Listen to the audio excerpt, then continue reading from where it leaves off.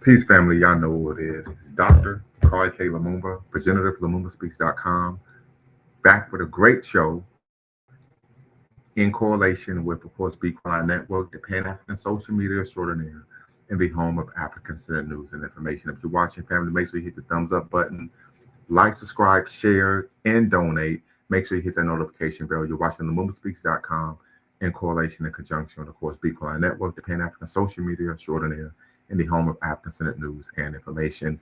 Have a great show for you all today, titled "What is Social Leashing and How It Adversely Affects Black Men." So many of you may be unaware of the term social leashing, but we're going to go into what social leashing is. And then, of course, we're definitely going to discuss um, where this concept and idea comes from. Right, so many of you may be unaware, and so we definitely want to make you all aware of where this concept and idea of social leashing comes from. So we're actually going to be going into the world of Black male studies today.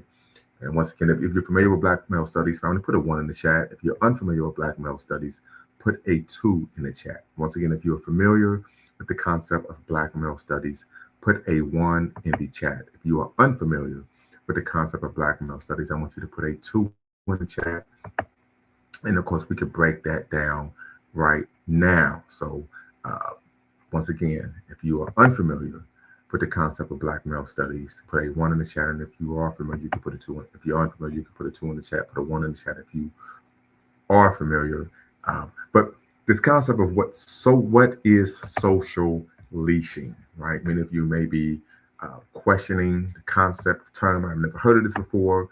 Um, and we're going to get into, of course, this concept and idea. So once again, family, make sure you hit the subscribe and like button, thumbs up, thumbs up, thumbs up, hit the notification bell, like, share, subscribe, and most importantly, family, we want you all to donate so we could continue to bring this African-centered, independent thought to you all here on in these YouTube streets. So the concept of social leashing is a derivative of the brilliant work of Dr. C. Hassan Johnson. If anyone is familiar with Dr. C. Hassan Johnson, he is one of the leading figures, leading scholars in the field of Black male studies. As many of you may be aware, Black male studies is a subdiscipline of Black studies, or Africana studies, or Pan African studies. Um, and so, building on his work, if you're unaware, we've had him on the show a couple of times. Dr. C. Hassan Johnson, of course, is a full professor in the Department of Africana Studies at Fresno State University. Many people may know it as California State University, Fresno. He coined the term blue leashing and black leashing. So I'm going to actually share my screen here so you all can see actual definition of the term blue leashing. Oh my goodness, I gotta make sure I got this up here. No, yeah, here we go. Yes, blue leashing, right? So blue leashing, verb, noun, adjective, the act of a Black woman calling law enforcement on a Black man, not primarily out of fear or danger, but as a means of control, discipline, or retaliation, weaponizing state power to keep him on a leash, right? So this is the term blue leashing that was coined by Dr. T. Hassan Johnson. He later uh, revealed the term black leashing, which is an act of a Black woman calling a criminal element on a Black man, not out of primarily out of fear or danger, but as a means of control, discipline, or retaliation, in which they're weaponizing a criminal element to what keep the Black man on a leash. And I coined the term, this term, probably about 2 weeks ago, roughly 2 weeks ago. I shared it on Twitter. It didn't blow up, but maybe it will, maybe it won't. Uh, so I say here, build on the brilliant work of Dr. C. Hassan Johnson. He goes by at Lord Hassan on Twitter. It says, regarding blue leashing and black leashing, I've coined the term social leashing, the act of a woman using social media to make libelous and defamatory comments about a Black man in order to ruin his personal, social, and professional reputation. So this is what we're going to talk about, family. And we're going to talk about where some of this comes from, right? One, we are familiar in this society, particularly if you go back maybe the last 40 years, where Black women typically have been platformed, right? We could talk about art, magazine articles, movies, excuse me, daytime television shows, right? They've been a platform where they've been able to articulate a narrative about black man that is unbecoming, right? Untoward, that we engage in untoward behavior, we are inherently dysfunctional, et cetera, et cetera. And this has been a platform for over probably the last 40 years, 4 decades. Well, yeah, 4 decades. And so it's almost become commonplace for this to take place. The social leashing comes in typically when blue leashing or black leashing doesn't work, in my opinion, right? There's some men, hey, you could call whoever you want. They're going to get this work when they pull up, right? The woman may go through the court system or they use the criminal justice system. And guess what? They don't believe her. They see through her lies and they find that because she's engaged in the comments or claims that are just adverse to facts. Right? A great example of this would be the actor and actress, the actress Johnny Depp, and then of course his wife, I believe, was in the movie not Black Panther, but Aquaman, and he recorded her because this woman was engaging in violence against him. Where we know IPV, intimate partner violence, is bidirectional. Most feminists will tell you that it isn't, even though there's evidence to show it is. And there are we're finding a growing population of women self-reporting that they are violent in their relationships, but they still will tell you that IPV is not bidirectional. Um, that's problematic. But that tells you a lot about the unwillingness to, of course, hold women accountable. And that takes place a lot in the academy as well, particularly individuals who have been really, I would argue, ideologically groomed to view the world from a particular perspective, typically one that is misandric and, of course, feminist in nature. So Johnny Depp, she states, he records her, no one's going to believe you because I'm a woman. So that plays a role as well. So there's the belief that I can get away with this, right? And so that leads to this, right? That we're talking about the normalization of what? Making disparaging comments about men. I mean, I remember having an inner child moment, right? You could call it that. But I actually was going back and looking at some 1990s talk shows. And the women would be on stage acting like they had no home training, just talking to these men like they were dogs. And the crowd would be cheering for them. I said, this is social engineering. This is normalizing dysfunctional behavior. But if the man was to speak to the woman that way, oh my God, what type of person are you? You're a horrible human being. So why could you treat a woman that way? So I would argue social media, right? The media plays a role in shaping thought, behavior, and action, right? And this is a form of soft power. So the media plays a role in promoting this dysfunctionalism, normalizing these concepts of gender war. And typically, if you grow up in the Black community, maybe the past 60 years, you're supposed to just take it. You're supposed to take being physically abused. You're supposed to take being verbally abused, emotionally abused, having your values, wants, and positions or feelings dismissed. And you're supposed to just take it like a man. But nowadays, we're finding brothers aren't taking it. It has nothing, being a punching bag, right, has nothing to do with being a man, right? And you see brothers, particularly between the ages of 17 and 25, they're growing up seeing their mothers behave this way, their aunts behave this way, sometimes even their own sisters behave this way.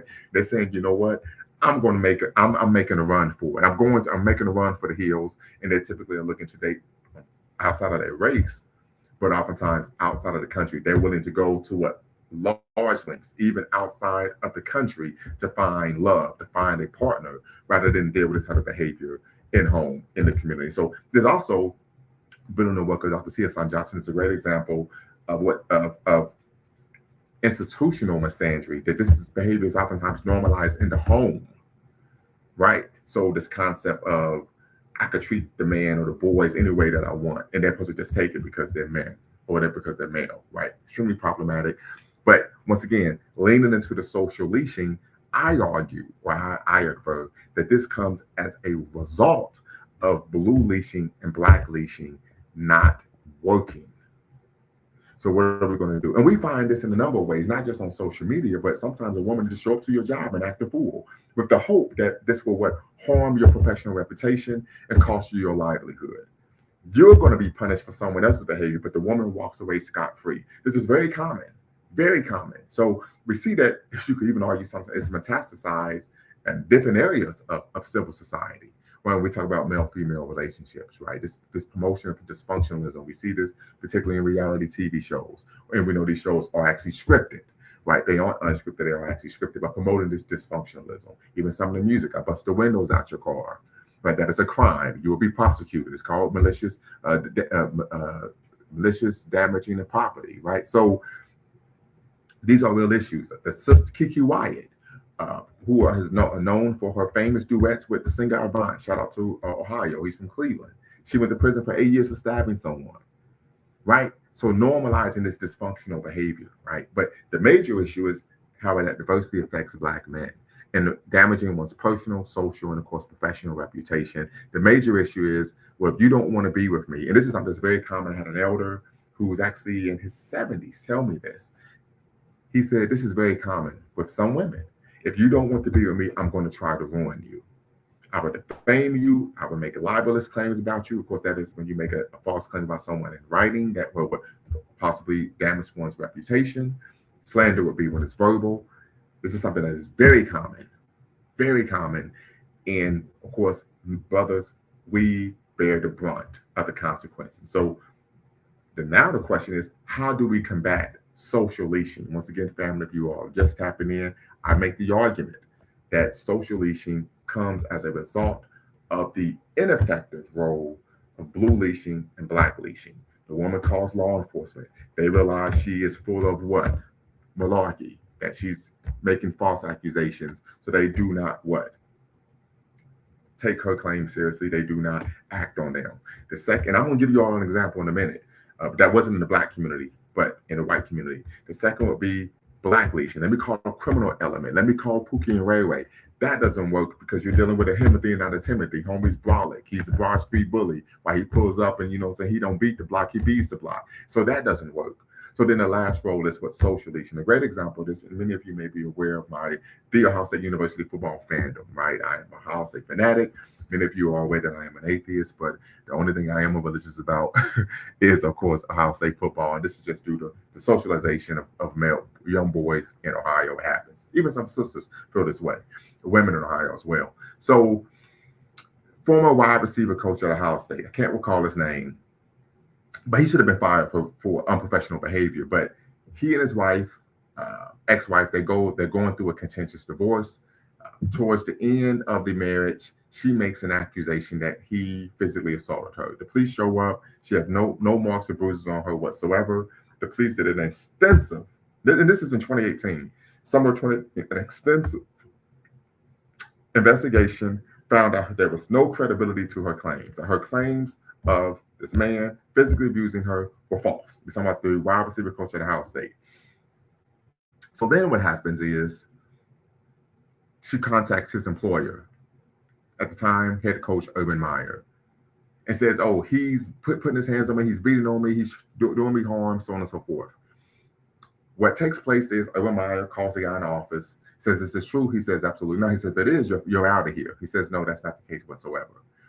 When she realized he wouldn't lose his job, she contacted USA Today and said Urban Meyer supports a coach on his staff that abuses women. Urban Meyer is interviewed. There's a big public fallout. Urban Meyer ends up getting suspended 3 games by the board of trustees and the president, right? And I remember him being interviewed, and they said, well, why didn't you do an investigation? And the question was, well, the response was simple. I don't think he didn't make this response, but for me, the response would have been simple. The police did an investigation and found that the woman's claims weren't credible. The woman is contacting me, obviously, because she wants to do some type of harm to this man's employment. This is very common, very common. Ça passe. Zoe Pound Brothers, they don't play. Wilson Garby, how you doing, brother? Shout out to Haiti. Appreciate you, brother. Happy Pan-African Sunday. Happy Pan-African Sunday. Hope you can tap in and be part of the conversation. Link is in the description.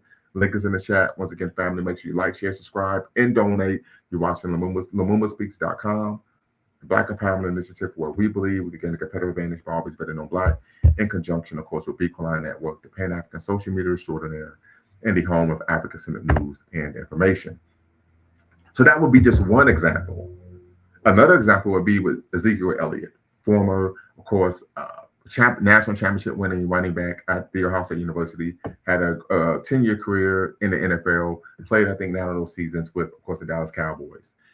He was dealing with, of course, a young lady who was not of his racial persuasion. She was a white young lady, and he appreciate you, brother. Appreciate you.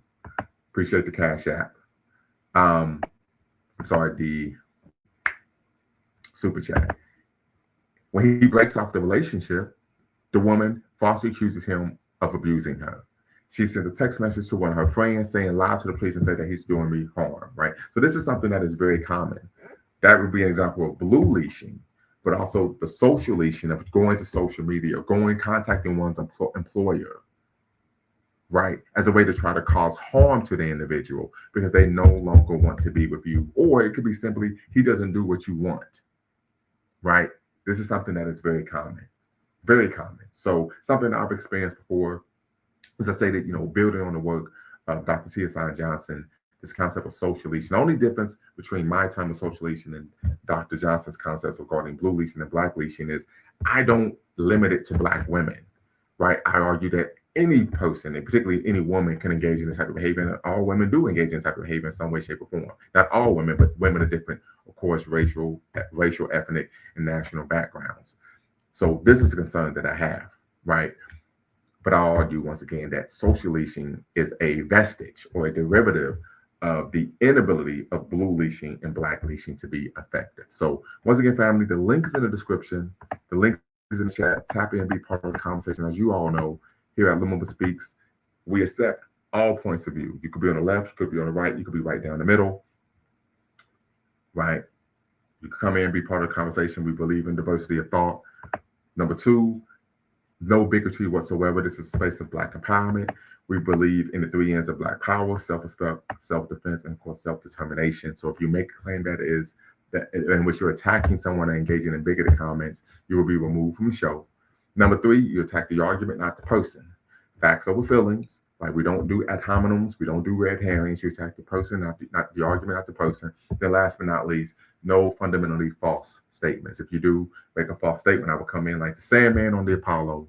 And of course, I will have to, correct you, because this is my platform. I'm an actual scholar, a serious scholar. And anyone who makes a false claim on my platform and I don't correct them, that hurts my credibility. And so we can't have that take place. And as you all know, here at Lumumba Speaks, our goal is not to defame or exonerate, right? Our goal, our mission is neither to exonerate or vilify, but to challenge conventional wisdom and re-examine what has previously been accepted as fact. So once again, family, the link is in the description, link is in the chat. Tap in, be part of the conversation. And as I would state, it's my belief that one of the ways you have to fight back against, of course, social leashing is you have to, go to civil court and file a civil complaint against the person. So you have to sue the person civilly for libel and defamation. That is my argument. Another example would be you could even sue somebody for invasion of privacy. I remember watching an episode of Judge Mathis, right, where there was a young man on the show. They had a child together. And there was a situation regarding him dropping the child off at a particular time. She goes to social media and states that he was a horrible father. He knows nothing about how to be a dad. And he's X amount of money behind in child support. So he sued. And the woman's response was, well, I don't think I should be sued because the accusations I made, what I said was true. And Judge Mathis said, well, that may be the case, but it may not be defamation, but it is invasion of privacy. He gave the example of why you could be sued in civil court for something like that. He talked about, I want to make sure I get my words correctly because it's been a while since I watched that episode, but he stated that would be like him going on social media and telling people you have a venereal disease. The general public doesn't need to know that. But his response is, well, it's true. He said it may not be defamation, but it is invasion of privacy. And because of that, you're going to have to pay, right? So I argue what we have to do is not just say, that's just a woman being a woman. No, you have to hold people accountable for their actions, right? We have to stop treating women with kid gloves. This is a major problem, particularly in the Black community, right? And so as a result, it may not be a criminal charge, but you can sue for defamation, right? Another example I give you is Tiffany Haddish, the actress, comedian. I don't think she's a good actress. USA Friedman, I need you to cam up and cue just to make sure you're not trolling. And then Okay, very good. You could turn your camera off, and I will bring you in momentarily.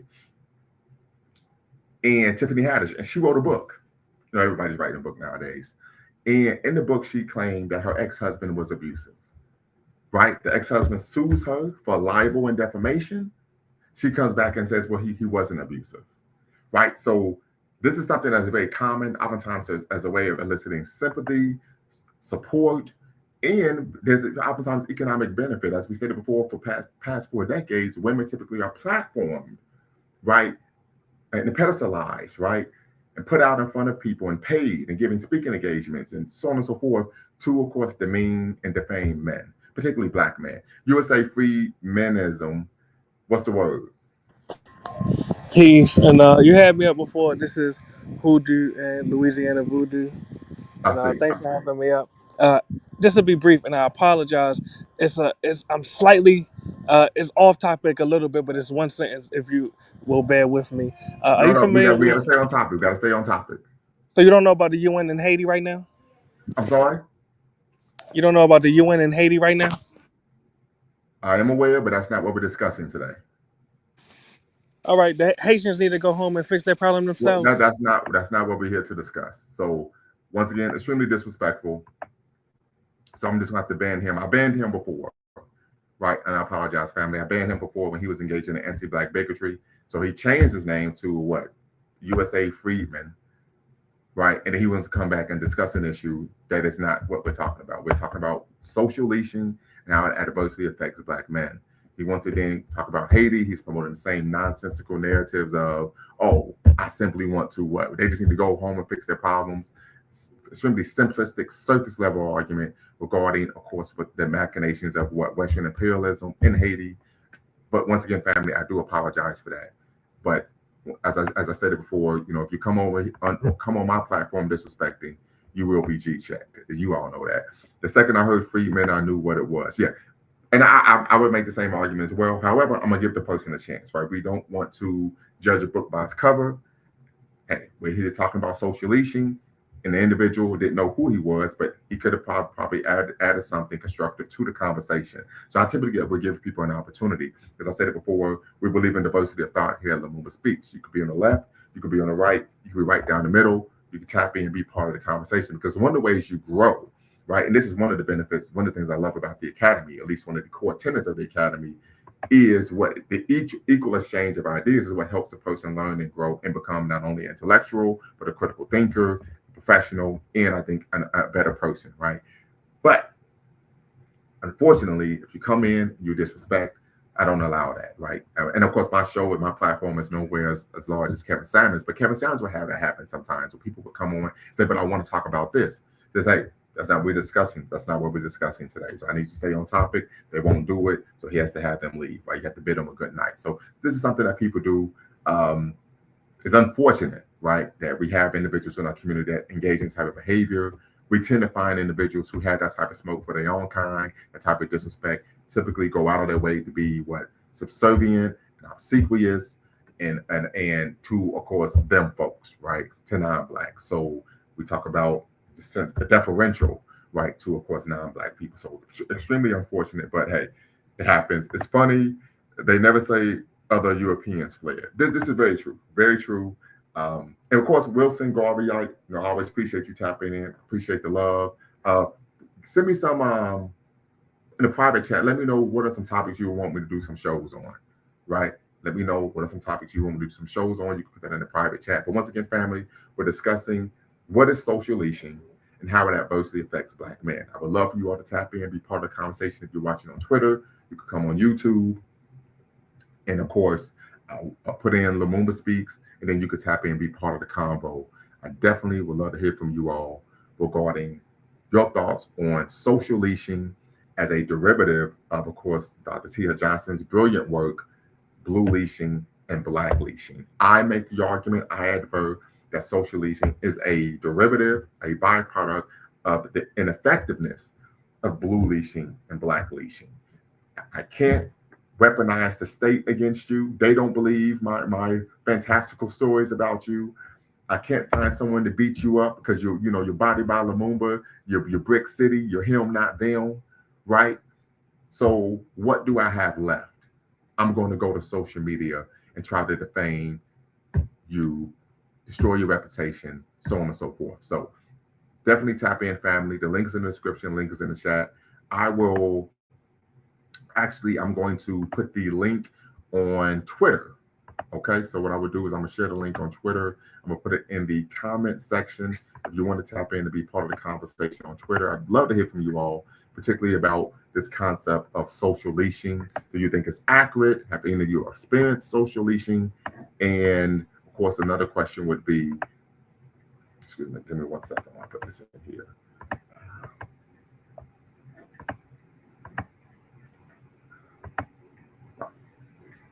Have any of you all experienced social leashing? And then, of course, last but not least, do you agree with my, of course, statement regarding how do we address social leashing, right? So I'll argue that the way you have to fight back is what?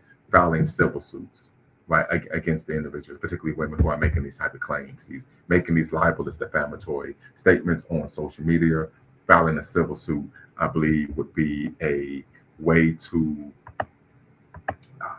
fight back against this practice of using, of course, social media to publicly defame and black men. So definitely, family, tap in. Put the link in the description. The link is in the description. The link is in the chat. You're watching, of course, LumumbaSpeaks.com, a Black Empowerment Initiative where we believe we can gain a competitive advantage by always betting on Black.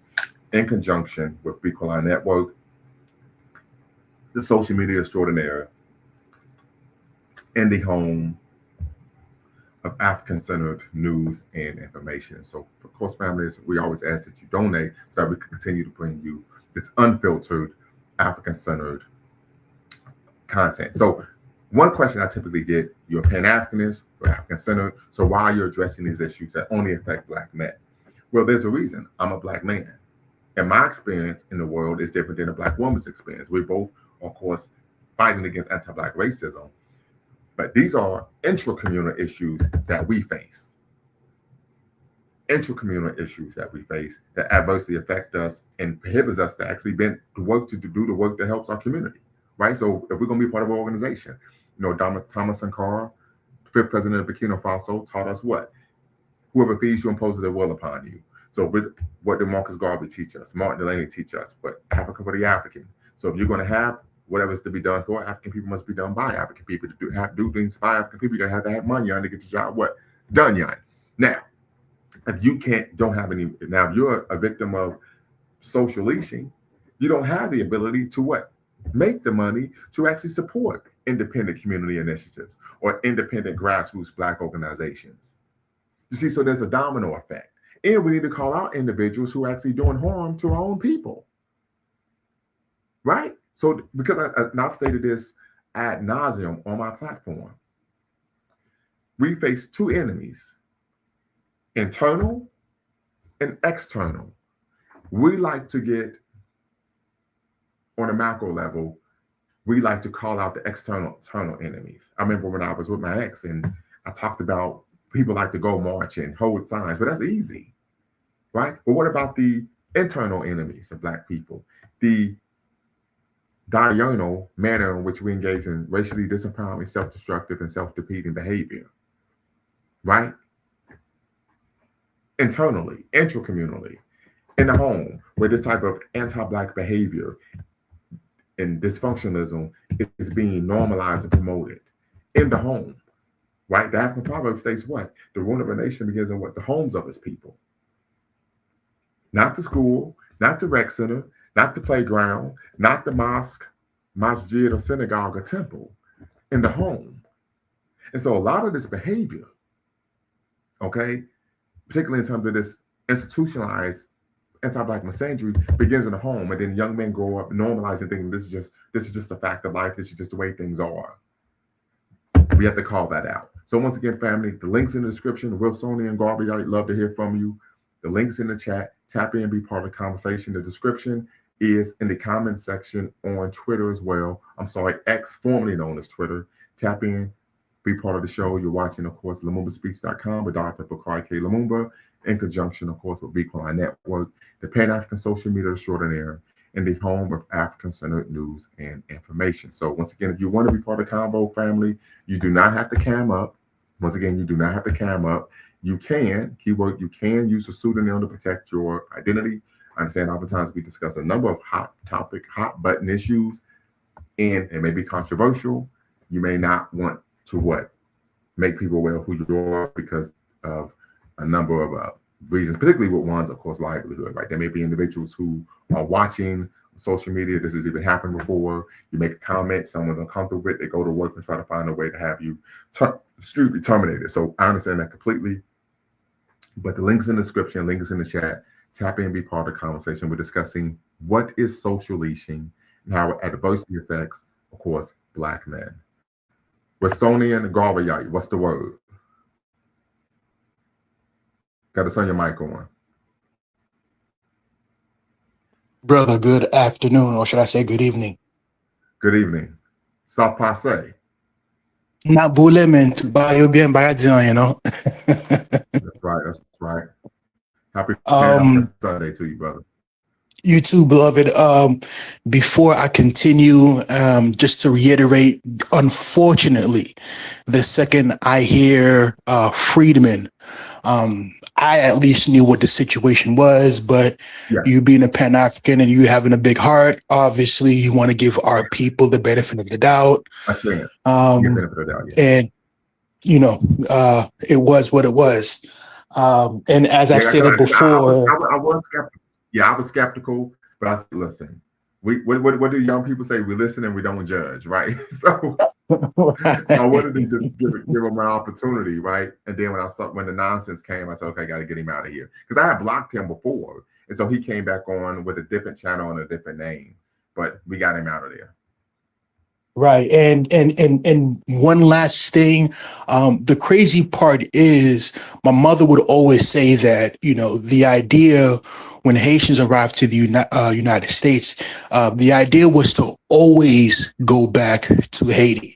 And I guess there are Americans who feel that there are immigrants who think that they just want to go to the United States, when if you actually speak to some of them, that really isn't the case. They actually do want to go back. But one thing that's never factored in is obviously, you know, imperialism, things of that sort. But that's a different conversation for a different time. Social leashing. So I don't have anything conducive to add, only because I feel perhaps, you know, I don't want to say it's redundant, but should I say it's not surprising? The United States in particular has rolled out many forms of measures to keep at least what they feel Black men either in line or within a certain range. And social leashing is nothing more of an extension of that. So as a good doctor said, you have blue leashing, you have black leashing, and in this instance, social leashing. So I want to be tactful with my response, because it's situations like this that would lead to brothers saying, you know what, if this is what we're going to go through in the United States, I'm going to pick up my ball and go. Right. And this is when you have brothers looking on, you know, hey, you know, if this is what's going to happen to me in the United States, then, you know, there's no use of throwing pearls to swine. Let me just go ahead and just leave. But, you know, that's you know, I don't, you know, some people might see it as a fix. Others might see as kicking the can down the road. And let's be honest, none of this is surprising. I guess my question to you is, how do we combat it? And how do we combat a system in which that's been working actively against our best interest since the very inception of this country? Yes. Yeah. So I think there's a couple things. And first off, I appreciate you tapping in and being part of the conversation, brother. Number one, we talk about how to combat it. And that brothers are doing this. It's what's called passport bros. Right? Brothers are saying, hey, if I have to go across the pond, as they say in the UK, to find a suitable partner, I'm willing to do that because this is too much. I can't take it anymore. I also say that we tend to find younger brothers, 17 to 25, aren't dating with the same level of what we would call racial loyalty as what previous generations. And there's a reason for that because they're firsthand, upfront, and personal, seeing the behavior of their mothers, sisters, and aunts, and saying, I'm not putting up with this. I'm not dealing with this. Right? The last issue is if you are someone who's a victim, unfortunately, of social leashing, I argue that you immediately file a civil suit in, of course, your local county court for libel and defamation.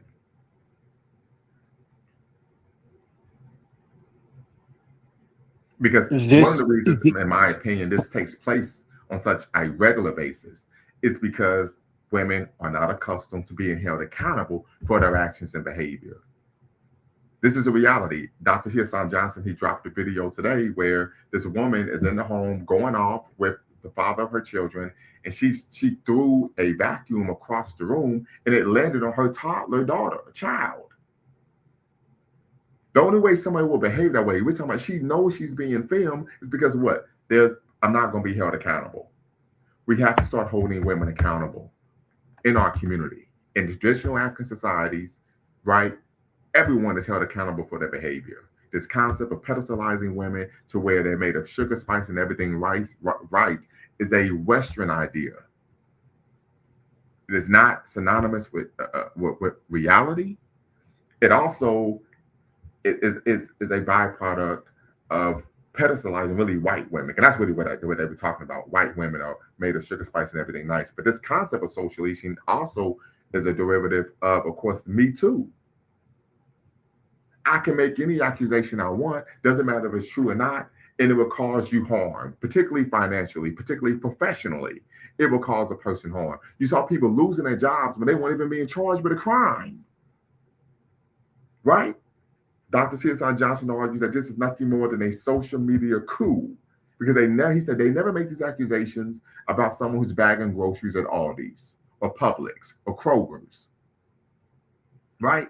This is purposely being done to try to defame someone and ruin their professional reputation and their ability to make a living.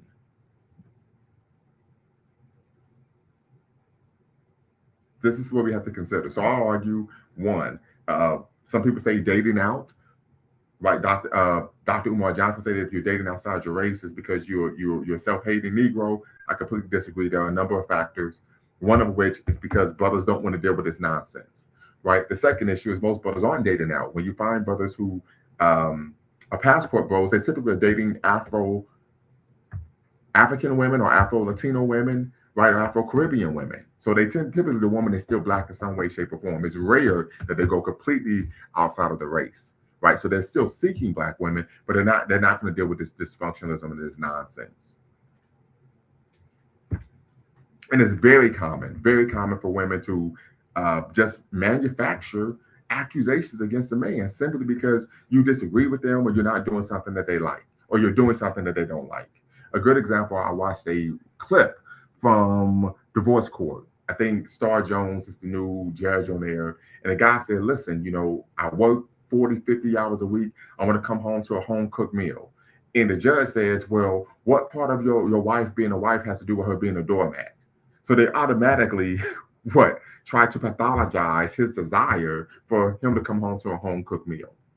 You see what I'm talking about here? This is the type of things that we're dealing with. So they're automatically trying to not only pathologize him, but also paint him in a light or intimate that he is some type of violent individual who is a misogynist. It is extremely common. And I'll be honest.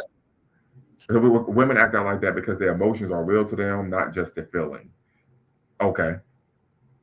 Go ahead, Wilsonian Garveyite. Excuse me, brother. To be honest, this is actually, I think, a point of contention when it comes to the I'm going to use the phrase scientific conscious community. right?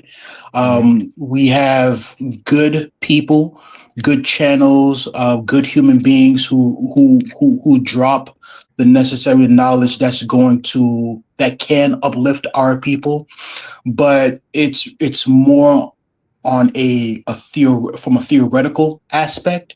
Hmm. Now, when it comes to the social aspect, aka within the communities, within the African community, in the United States, specifically between a black man and a black woman, the way the spectrum is that, you have, I'm not going to use the word simp, but you have an idealized version Hmm. of the black man, of the African man and woman relationship in the United States on one end of the spectrum. Some from the black manosphere might call them simps, Right. or even pro-blacks, which it really grinds my gear that terminology has become pejorative.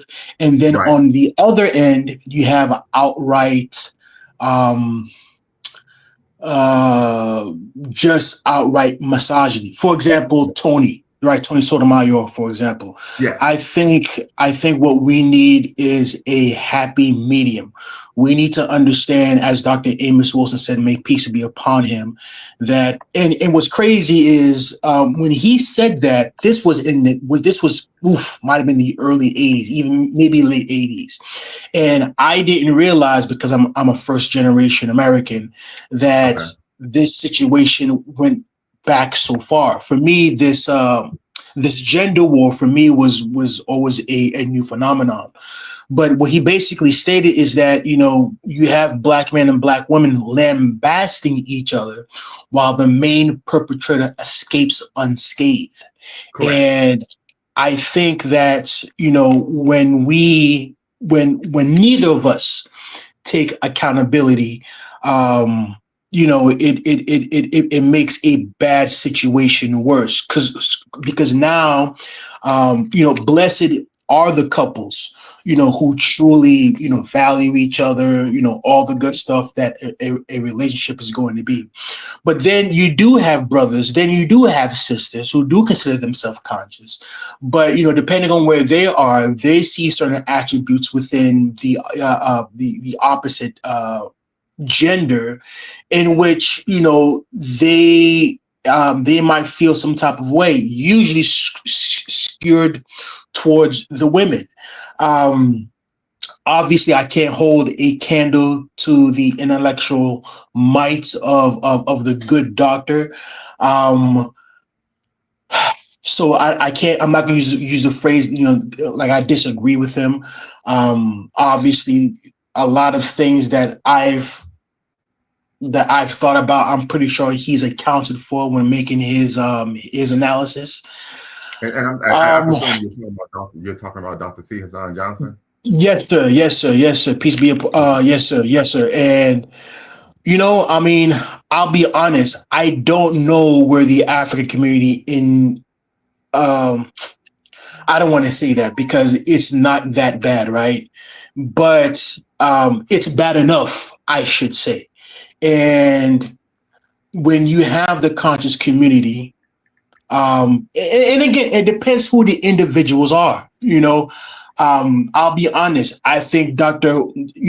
Umar. I don't. I've had history with him. I do not doubt his intentions. I do think that obviously things could be better. But it can't be a one-way street. It can't be the black man is wrong 99% of the time, because even a broken clock is twice a day. I remember Tony Sotomayor a while back say something to the effect that, when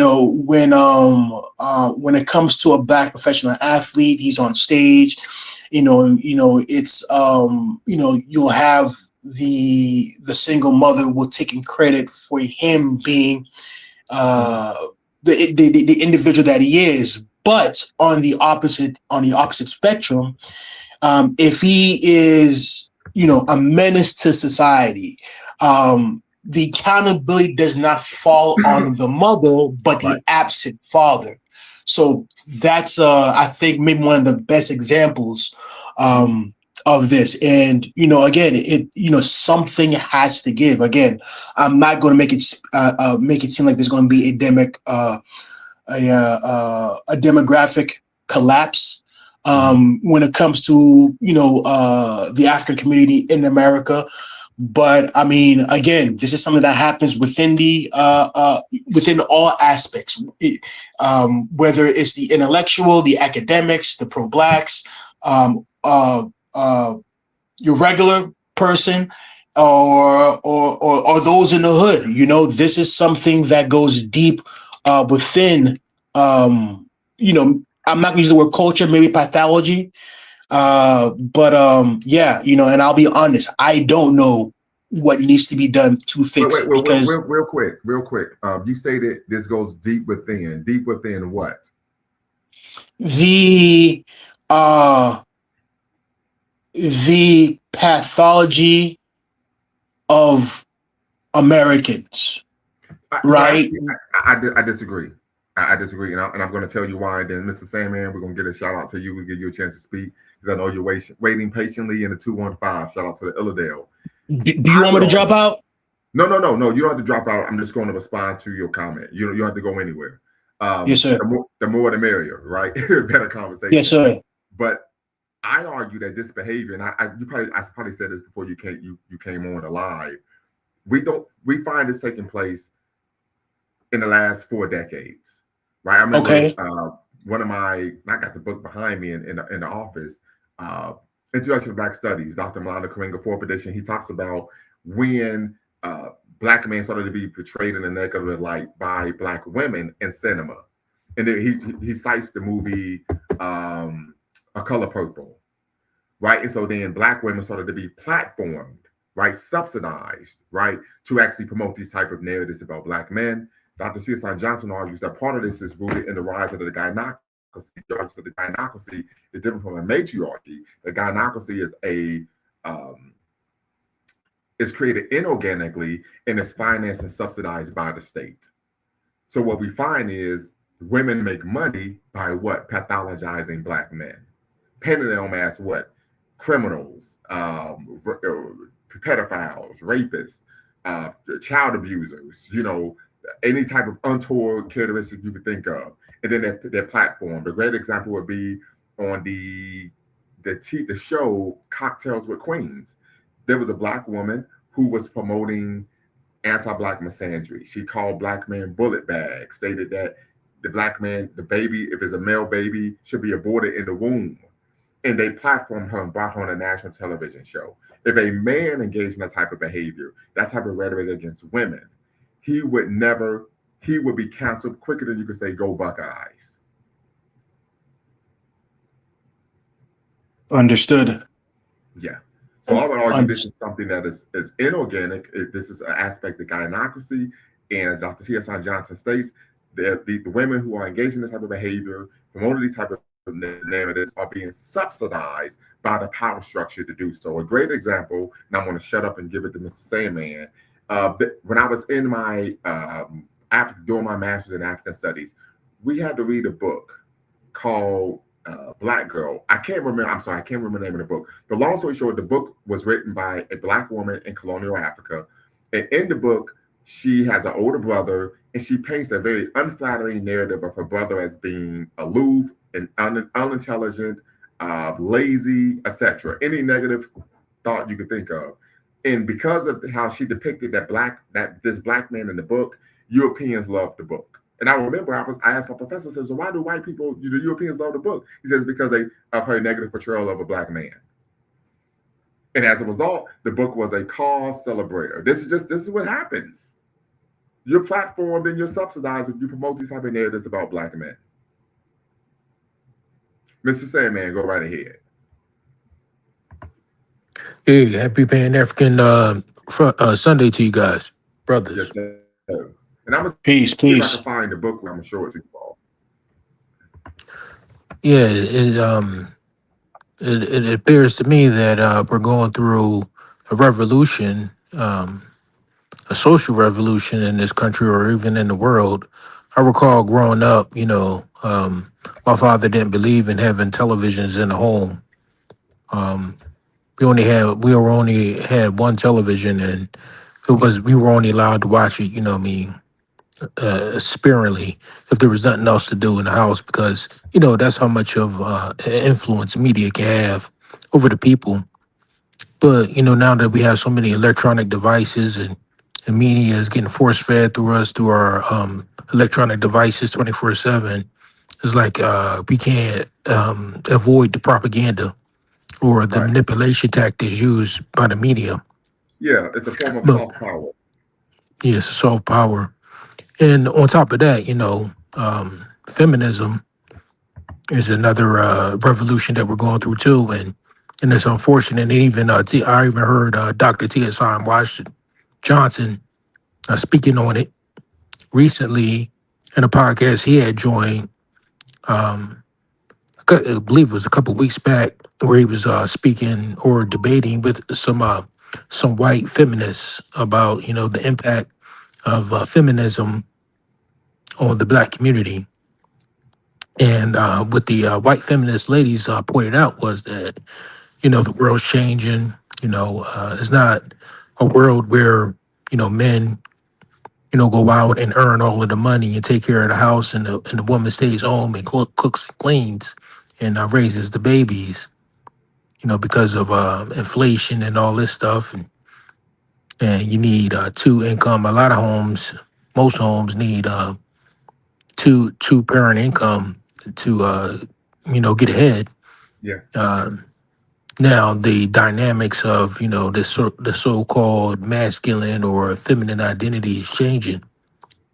But Dr. T.S. Johnson pointed out that this feminist movement has been a disruption to the black family, because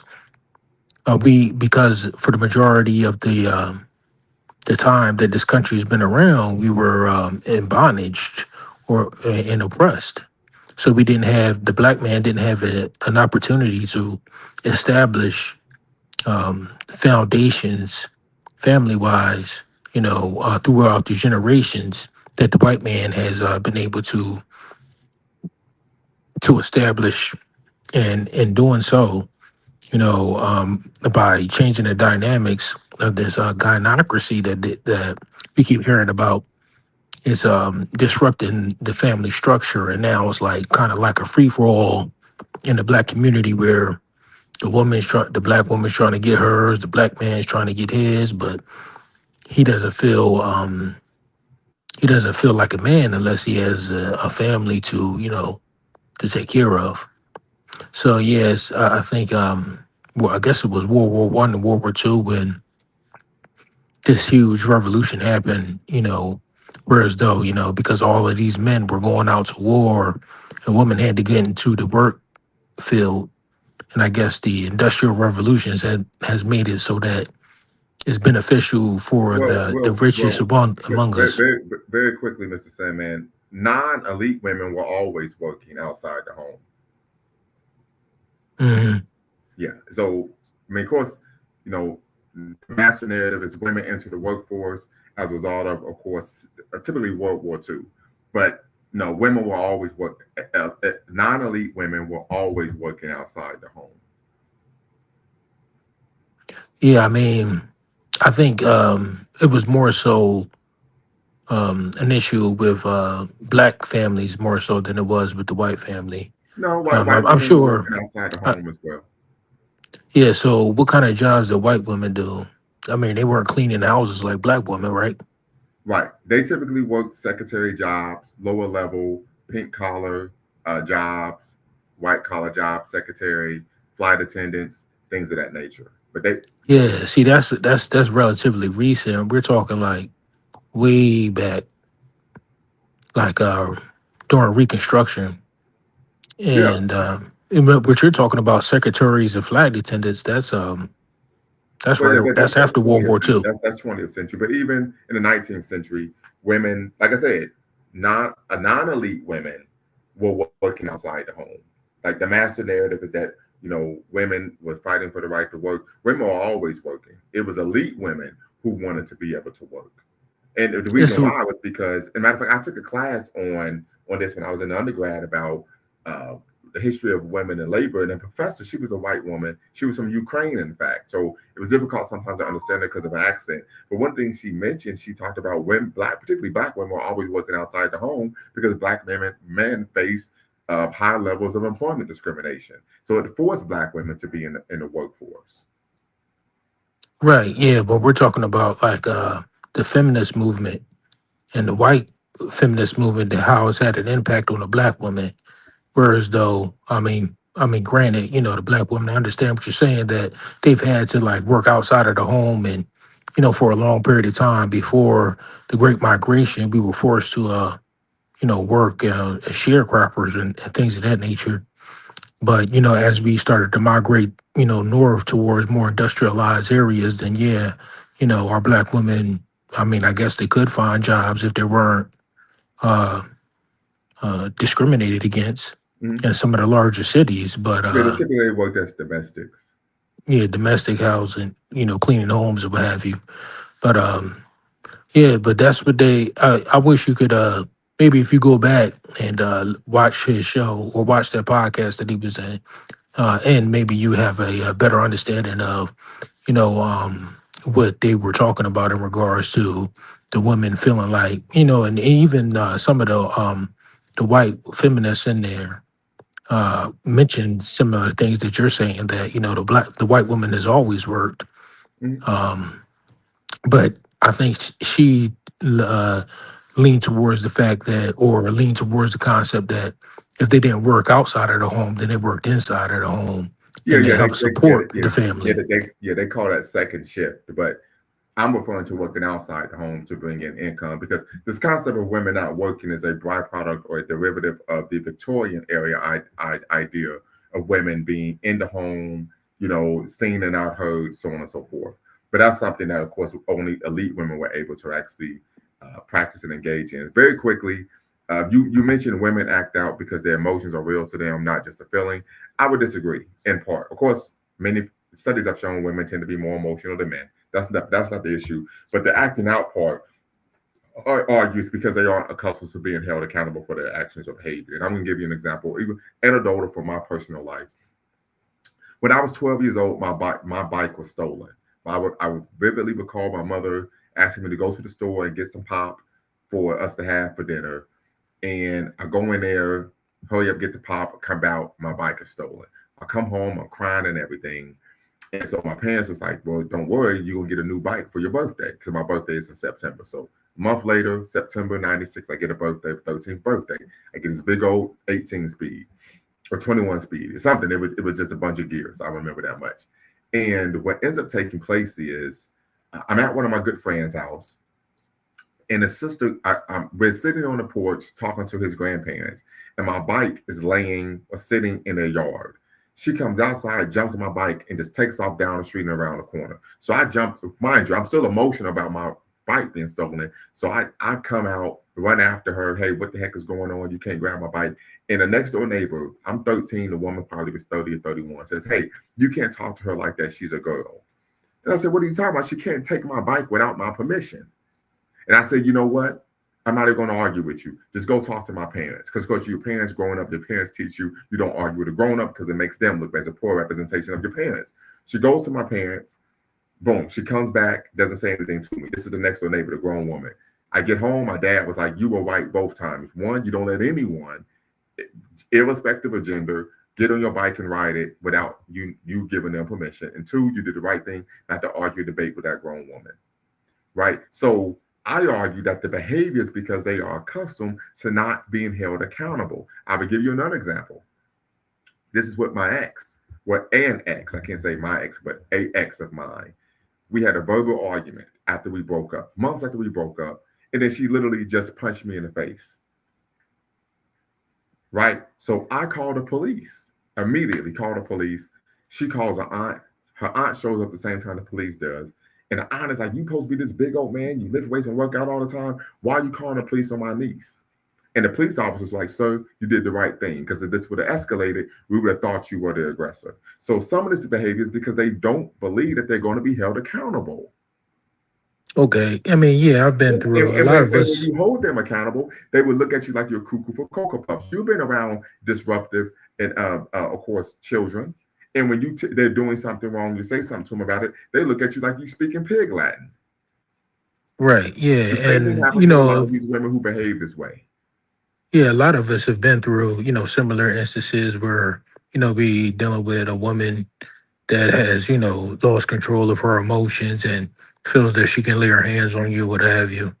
Um, but, one thing that we can, outside of the anecdotal evidence, one thing that we can say for a fact is that, women are different from men biologically, and when I say biologically, not just their physical anatomy from the neck down, but also from the neck up. And that's what I mean in regards to the emotions being real to them. They process the emotion different chemically inside of their brain differently most times than men do, just because they're different than we Yeah, are. but So here's the thing. But here's the thing, and I don't mean to cut you off, but and I just showed just I'm sharing the screen. That's the book I was talking about, The Slave Girl, a novel written by, of course, a Nigerian author. That's the book that got a lot of fanfare in Europe because of her depiction of the black man in the book. But where I disagree with you is because we don't see sisters on the continent behaving this way. Because what? They're held accountable for their actions. So it's not just because women are emotional. No, it's because they live in a society in which they are allowed to behave in this manner. There was a situation probably a couple months ago, or maybe even last year, where these black women, there were a group of black women who traveled to Dubai. They were in Dubai acting a fool, cutting the rug. They were being contemptuous, loud, bellicose, truculent, and they were arrested. Why? Because in that society, women aren't allowed to behave that way.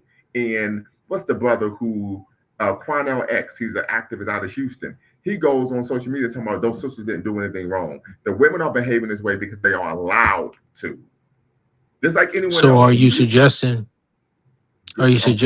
that we I'm sorry to cut you off, but are you That's all suggesting right. that we adopt a African culture here in America? Well, I think we need to have African centered values in our community, traditionally as African people.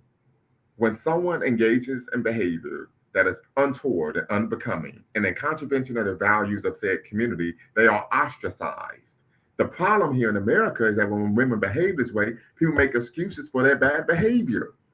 And no matter what excuses you make for the bad behavior, it doesn't stop them from behaving that way. I remember Okay, so some, if I who is can, the determiner of what's considered bad and what's not considered bad behavior? Yeah. the Well, society as a whole, or even the subset, which is the African community in America, right? mhm. Like, but um, let me break it down a little bit more. It could even come down to an individual level. In every relationship, some people have what are known as non-negotiables. I have non-negotiables. You put your hands on me. You disrespect me. You are verbally abusive. That's a non-negotiable. I'm gonna cut you off and have nothing to do with you. Point blank. Period.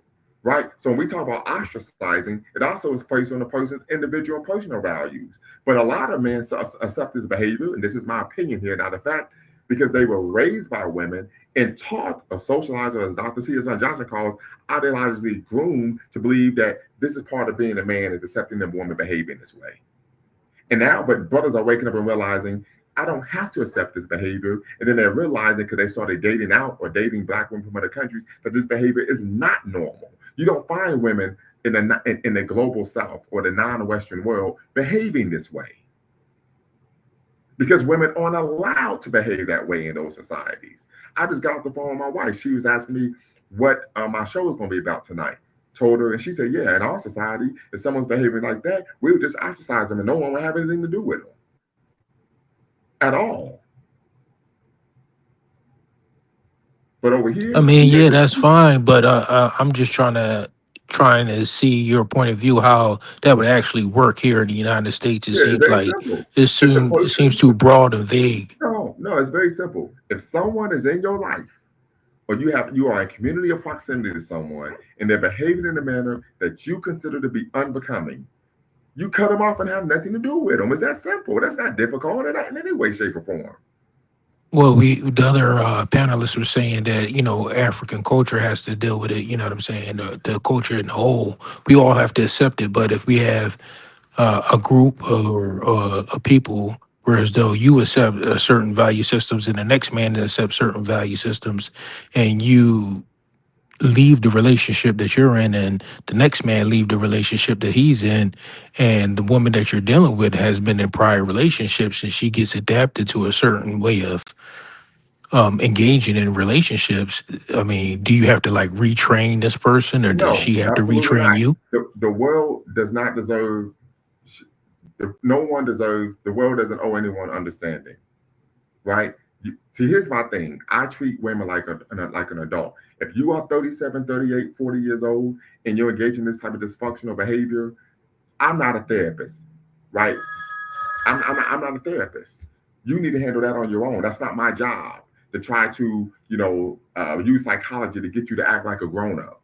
Like you have some compunction of how to engage like a rational human being in civil society. That's not my job or responsibility. Now I'm speaking about on an individual level. This is why I talk about social leashing, filing civil suits against individuals who are doing these type of things against us.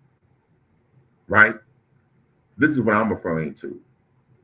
I But the don't care problem what issues is, a person. I don't care what issues a woman had in her life. I don't give a damn. That don't give you a right to disrespect and mistreat me. Period. And it's not the my job to teach an adult how to behave or be in a relationship with someone. if I may interject just to reiterate what Dr. Hassan and others have stated, the problem is, in order for that to happen, um, it starts with the family. And I think it's almost like a Yeah. circle that's going on. Uh, there needs to be black men and women starting families, setting certain type of social norms within the community that's accepted.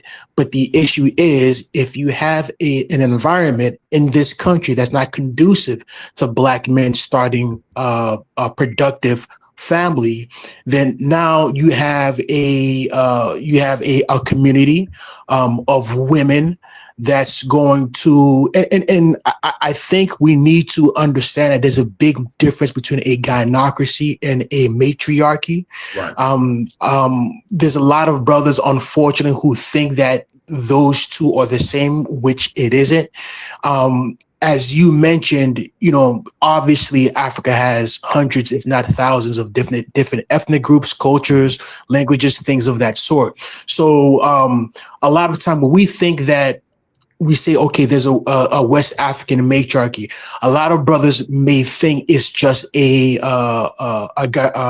gynocracy with a kente cloth on it, which is far from the case, because as you mentioned, even within, or at as it has been mentioned, even within a matriarchy, if a women can't run roughshod over the community, because let's be honest, But hold on, I real think. quick. The traditional African societies weren't matriarchal. No, understood. I'm referring to those who have been, or Oh, those who are. Yeah, yeah, yeah. This those is who not are what? matriarchal. Well, that's what I'm saying. They aren't. They never have been. The concept of African societies being matriarchal is ahistorical. Understood. Yeah, that's never been the Yeah, I case. think there's like a misunderstanding here. So you're saying there are no matriarchal ethnic groups in Africa as we presently speak. There are matrilineal ethnic groups, but not Okay, matriarchal. okay. Then that's my bad. I used the wrong terminology. Matrilineal instead of Yes, matriarchal. Excuse me. Excuse matriarchy me. is a society in which women are in positions of power and authority. Right. Matrilineal is a society in which the lineage is traced through the mother. Okay. Then forgive me. That's exactly what I was referring to, but I used the wrong terminology. Okay. Yes, and I think there's a lot of guys who think that just because they think that just because uh, certain societies, certain groups, certain communities are matrilineal. That is basically the gynocracy with the kente cloth. When obviously that could be farther from the truth. Right. In those societies, in those communities, you will have the women that will keep the younger generation of women in check and Yes. in line of the social norms. Yes, it's called right Because I mean, passage. exactly, because let's be honest, and I don't want to use this situation because this is not the time to be flippant. It's not a situation to be facetious. But for example, the what's going on in Sudan, the issue isn't that, I mean, at the very least, if the men and the women had the arms and the military training to combat it, those who are being brutalized, I'm pretty sure that all hands would be on deck.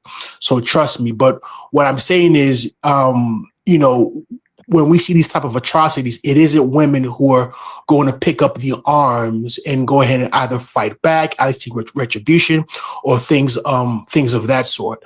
I'll be honest, as I've said before, I don't know how this can be how we can change this within the African community, the African community within America, because again, I don't think the environment is conducive in order for it to stick. Because at the end of the day, if she can fall back on the government, if they're the ones who are setting the limits Yeah, and the yeah, they're terms the and ones things who of are that. subsidizing the gynocracy. Exactly. So I mean, again, just short of picking up your basketball and go, what other things that can be done beyond on an individual level? I'm pretty sure that But brothers I on don't. this. Well, I mean, one, you can advocate for policy, like policy changes, policies that are equitable. Of course, to man, a great example would be in the state of Kentucky.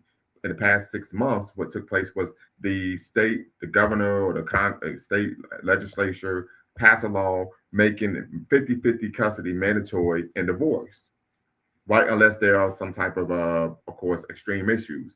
As a result, they saw the rate of divorce filings go down exponentially when they say that if you get a divorce, it's going to be 50-50 custody. Not the standard, the woman gets the custody of the children 98% of the time, and the father's paying child support, only gets visitation. So from a policy issue, that's something that you can address.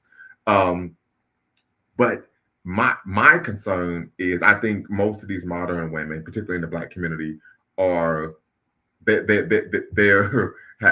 gone. There's no saving them, right? The brother says we got to sit down with our women and help them understand their nature because they're really the only ones that got vice versa. I disagree that's not going to work at all because they're being raised in households where they're being taught to be dismissive of men. In fact, we find this particularly in higher education, something I've experienced, where a lot of the women, irrespective of their educational level, they view themselves as intellectually superior to a man. So to be told anything by a man, to even be challenged intellectually by a man, tends to put them in a position where they become apoplectic. How dare you say anything to me? How dare you tell me how I'm supposed to act, behave, so on and so forth? These are real issues. So I understand you, but someone who's been in the game for a while, been out here doing work for the community, it doesn't work. Because if they weren't taught to respect, if they were taught to respect the man, they wouldn't be behaving that way in the first place. So it's like what Frederick Douglass said, it's easier to build strong boys than repair broken men. If somebody's 30, 35, 25 years old behaving like this, listen, they're gone. There's not much you're going to be able to do for them. That's who they are. That's part of their personality. Literally, that's who they are as a person.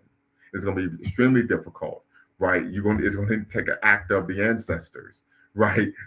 And Shango and 17 African gods to try to get that person to change their behavior. Because that's literally who they are now as a person. That's the way they see the world. That's the way they comport. That's the way they relate to people. It's by engaging in behavior that's dysfunctional and self-destructive and disempowering. That's the but that's the issue though. If we give up, then our situation isn't going to change at all. Well, We're just I going to don't, be I don't, stuck in the same cycle. I don't call it giving up. I've always made the argument, and I align myself with the wisdom of Marcus Garvey here. When they asked him, "Do you want to take all Black people to Africa with you? And he says, no, some black people are no good here. They will be no good there. They are just not, some black people are just no good. My argument is that you work with black people who are about the right things and have the right values, right? This is why we have passport bros, where brothers are going and saying, no, I'm going to get me a black woman from another country who doesn't behave this way because this woman in America is she's too far gone. This is a reality. We all grew That's up a with people. tricky. We knew when they was in 6th grade, he's going to prison. Why? Because they grew up in a household that was a criminal incubator. This is just a That's reality. a tricky. That's a tricky situation for the black man here in the United States because the black woman, we were only a hot commodity to the black woman in Africa because of our financial status due to being connected to the United States. Have you ever dated? Have So you ever how do dated an we African like woman? separate What? ourselves from that? Have you ever dated an African woman? No. Okay, because I've dated over 2 dozen. And the majority of the time I was dating them, I was a college student. I didn't have any money. So the argument you're making, I would argue, is false because I've actually been in a community with African women and I've dated African women. And African women are socialized and taught to be respectful to men, irrespective of the amount of money he has. I could think vividly of a situation in which I was unemployed and I was seeing a sister from Tanzania, and she invited me to her place. And I get over there, and we have been talking on the phone probably about a month. The first time I come to her place, I show up, mind you, I'm unemployed. She had made dinner and had a glass of wine waiting on me. We sit down, we eat, and then she's rubbing my shoulders. How was your day? Did you get any leads on a job? I didn't have any financial prospects. She was better off than me.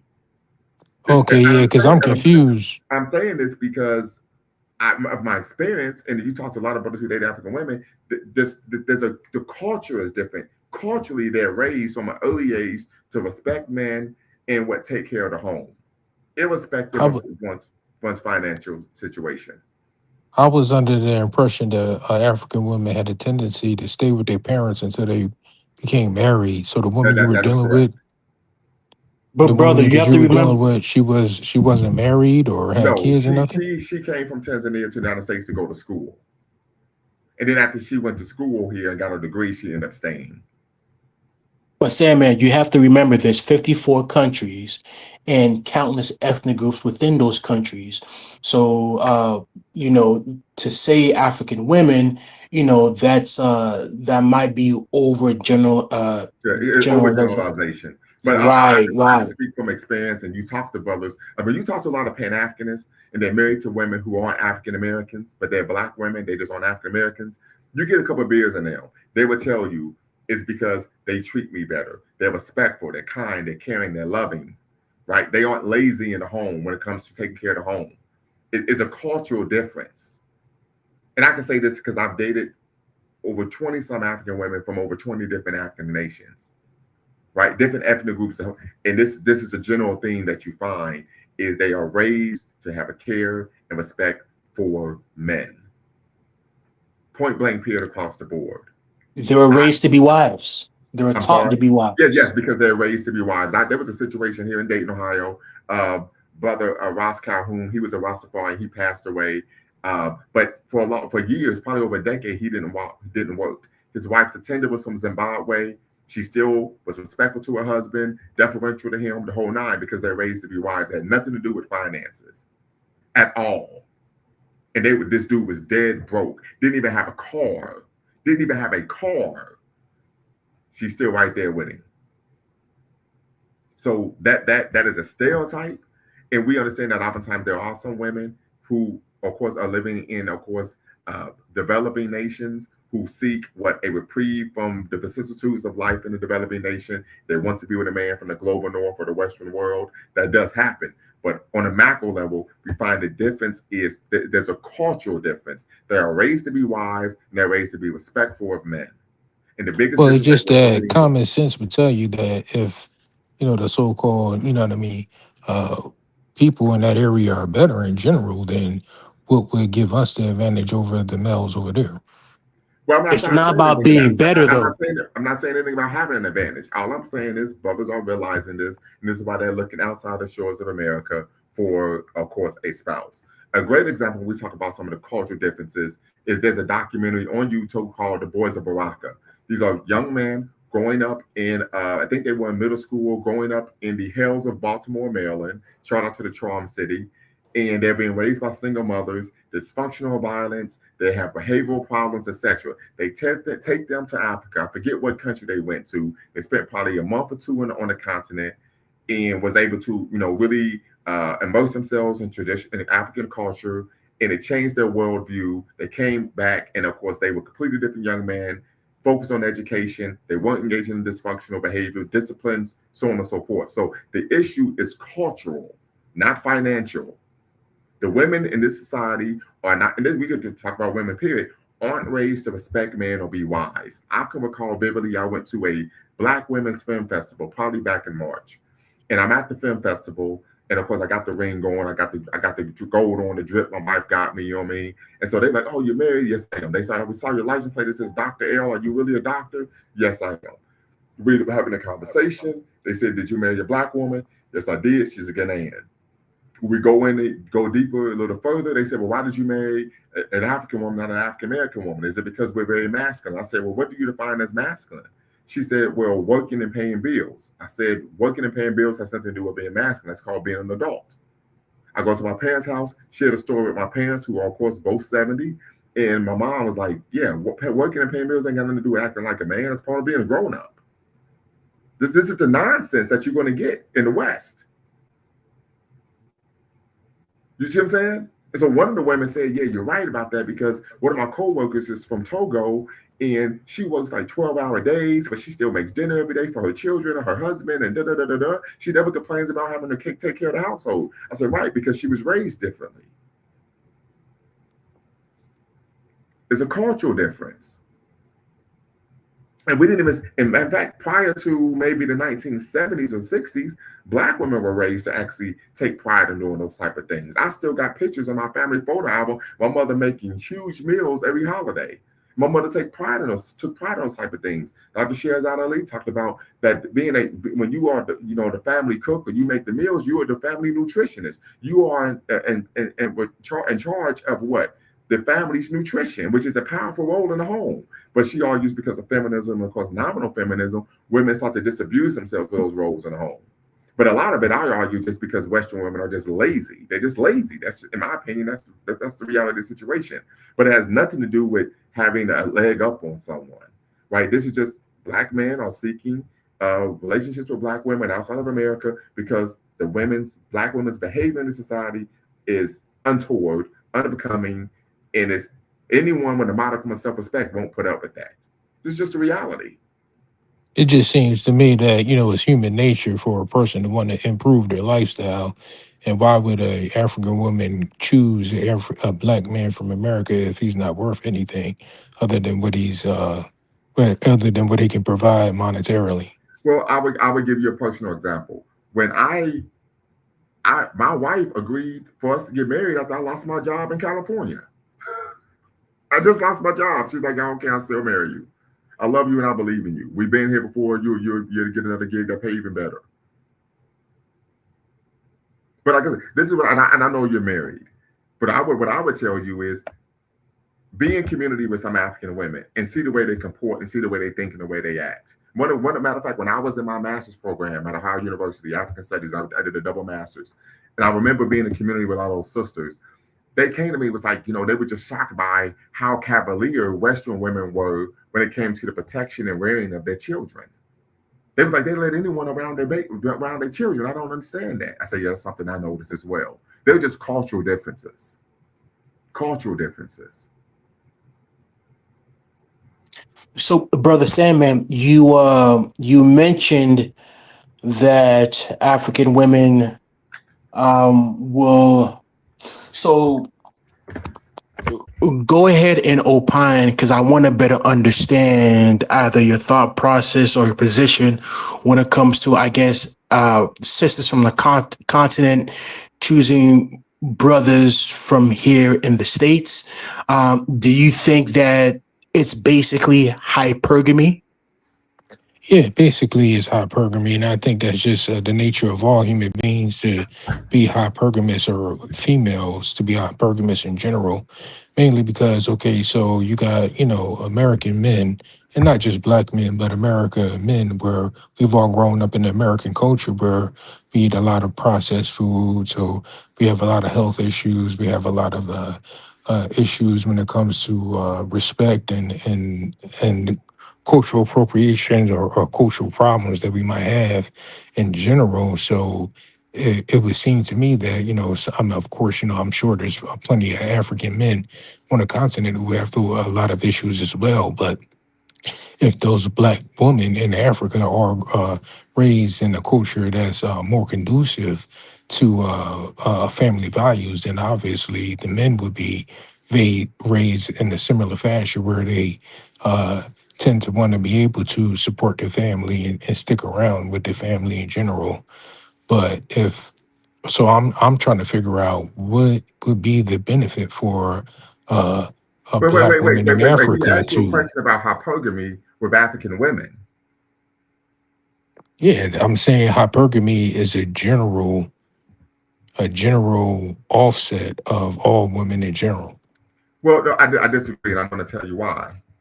Because in African societies, a woman can't marry a man unless her family and her husband, her father, signs off on it. Exactly, and that's why I was wondering how you was dealing with that one lady who wasn't with her parents still, and you didn't have to go through, Yeah, dealing with her well, we father were, to I wasn't determine looking whether to or But they not weren't she marry was her. getting I wasn't married viable though. looking to enough. marry her. I wasn't looking to Yeah, they weren't marry her. married. Okay, so were you like engaged in relations with her, or you were just talking to her as friendly? A gentleman does not kiss and tell. Um, but in terms of hypergamy, you can't. And I know this because I've dated several African women, and I've had conversations with African women that I dated about marriage. They said, "Well, it's not up to me. It's going to be up to my family. They're going to have to meet you. There's basically going to be an interview, right? And then they're going to have to sign off on if I can marry you or not." So hypergamy doesn't play a role there because the woman doesn't make the decision who she marries. Yeah, the family would determine who she marries, and normally they would determine based on the value that they see in that man, hypergamy wise. No, absolutely not. You're speculating. And I can say this because I went through the process. They're going. It's based on your character, and I'm speaking from experience. If you act like Little Wayne, they don't care how much money you have. They're going to say no.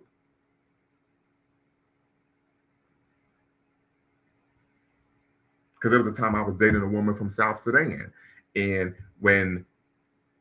literally when I was like, okay, this is probably what 13 years ago. The family's like, okay, who is he? Tell us about him. And he's like, he's an African American. And they was like, he's not like a Little Wayne, is he? Literally, it was like he ain't like a Little Wayne, is he? She's like, no, he's not. He's in school. He wants to be, he's getting this degree. I was still an undergrad at the time, so How does Little Wayne act? he acts like a buffoon. I mean, in real life. He acts like a buffoon.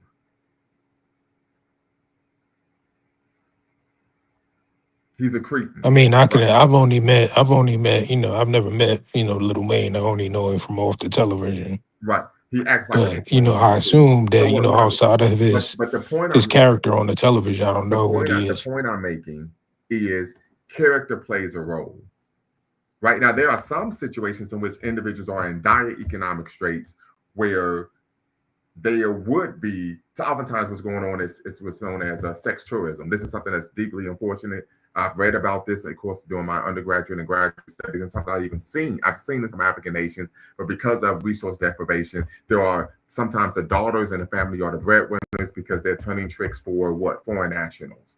I saw that, pissed me off, but this happens. One of my homeboys was in Kenya. He saw the same thing, pissed him off.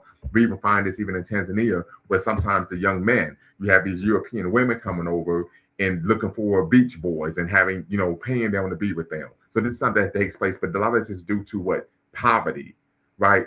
However, outside of situations like that, what I'm speaking to, no, that's not a situation because I'm not going to marry someone who's destitute because I'm not into that. But what we find is what? You have to go through the family. The family has to actually interview you, sit down with you, have conversations, see what you're about, your character, the whole nine.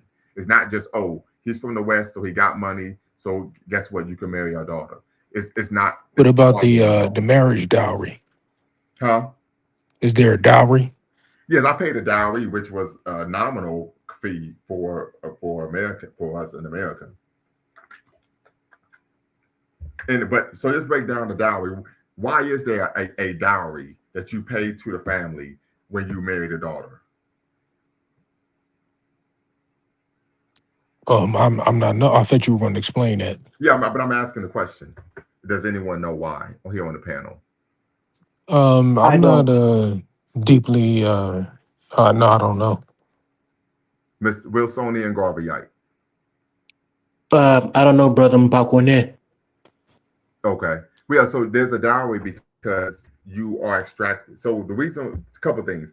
You pay a dowry because you're removing the daughter from the home. And as a result of moving her from the home, you're removing her labor from the home.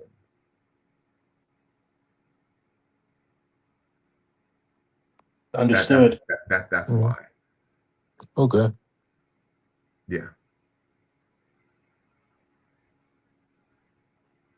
Yeah, yeah, that makes sense. Yep. But like I said, these are the options brothers have. And they realize we have options now. We do not have to put up with this untoward behavior. I don't have to sit down and try to be a therapist to you because you're 37 years old and you act like you're 13. Right? I don't have to deal with this. And we shouldn't deal with it. Right? We have the right to walk away and seek love and relationships somewhere else. And I implore all people, men, women, you don't have to put up with nonsense. You don't have to put up with dysfunctionalism. You do not have to accept disrespect. You don't have to. I don't care what the race of the person, right? Because that was something Sister Monica Thomas, she's come on a platform before, and we talked about this offline. And she said, yeah, sometimes we find ourselves putting up with a lot more from a person because they're black, because we know the issues we have to deal with. And then the person uses that and they take advantage of it.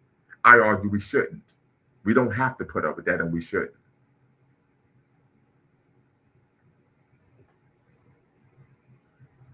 And I would just say that I think I'll just take it by case basis, depending on the determination of the value of that person long term. Okay. Yeah. Yeah. But yeah, I definitely would say, just from my experience dating African women, that it tends not to be financial. Yeah, I mean, there are some. I mean, you gonna have people who are gold diggers everywhere, right? But culturally speaking, it's not a spend that type culture. It's not a, what I'm saying, you ain't got no money and you can't get the job done yet. They are raised like Bristolian and Garvey. I said, and we even find this with our West Indian sisters. Shout out to our sisters in the Caribbean. They are raised to be wives. In those societies, what is preeminent to them is being a wife. All right, great, I have a business, I'm professional, I could be a congresswoman, whatever. But what's preeminent is family, right? That's the most important institution. That's still a value that we find in traditional African societies, even in Caribbean. However, in the Western world, particularly in America, that's not a value that we find with a lot of women. They don't value family. They don't value marriage. And a lot of this is a byproduct of nominal feminism. In One fact, thing that real quick, I sent a clip to my wife with some black woman. She's on some reality show. I don't know who she was. I don't know what the show was, but she was on The View. And this was a clip. And I sent it to her where the woman was talking about, yeah, they was like, can you open up to us about why you chose to get a divorce? She said, well, yeah, when you get married and you have children, you're supposed to make decisions that are in the best interest of the family. However, she said, even though you're supposed to do that, I still felt like I had to do what was best for me and care about what I want and how I feel and what I want to do. So she's, of course, opining or averring textbook solipsism. And she said, so I chose to get a divorce. And everyone starts clapping. So my wife was like, is this woman crazy? Does she have mental health issues? What is wrong with her? Why would you get married and then say, I only care about what I'm doing for myself? I said, so this is the culture, right? I've had some of my former female students would come to me and say, well, Dr. L, I let guys know that they're going to be in a relationship with me. I'm going to do whatever I want, no matter what he says or how he feels. And then I would ask them, okay, well, would you be in a relationship with a man if he told you he's going to do whatever he wants, no matter how you feel about it? And then they, you get radio silence. Then they get game goofy, like Kevin Samuels would say. It's just textbook solipsism. And that's an example of course, the gynocracy. The only care concern is what the woman wants, how she feels, what she desires. And your job as the man is really to engage in what's known as John Henryism, to convert your labor into capital for her benefit and pleasure.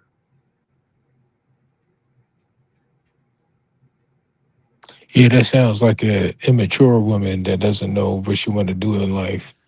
Well, but most women nowadays think that way. Irrespective of age. Literally, because this is something that's been going on for the past 40 to 50 years, where women have been groomed to see themselves in relationships this way.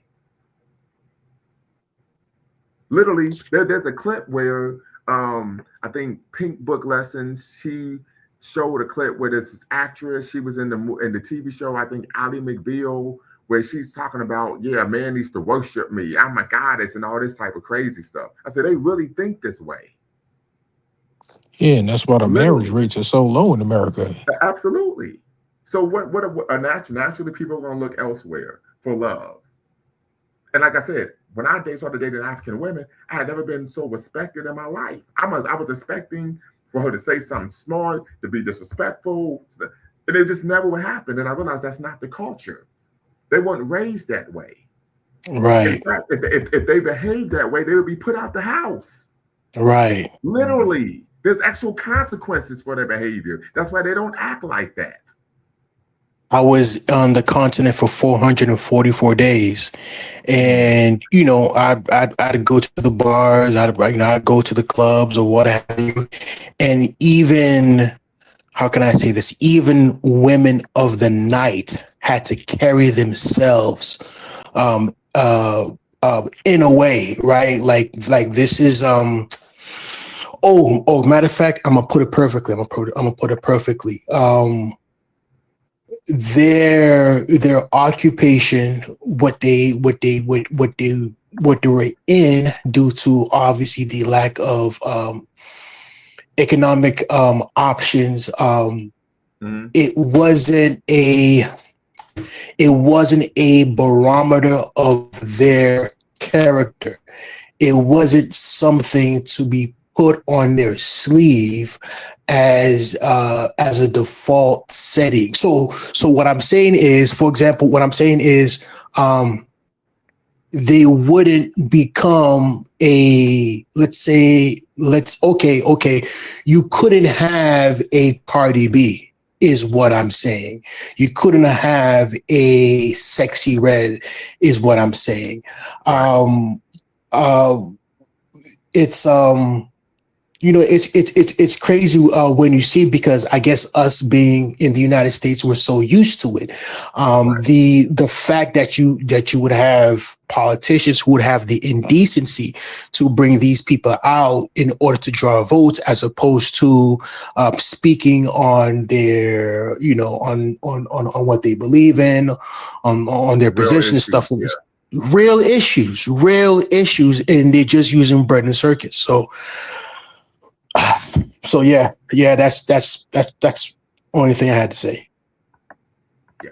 So Mhm. these are real issues, and so these are some solutions I think that are realistic. These are solutions to the issue of social leashing that can actually be implemented.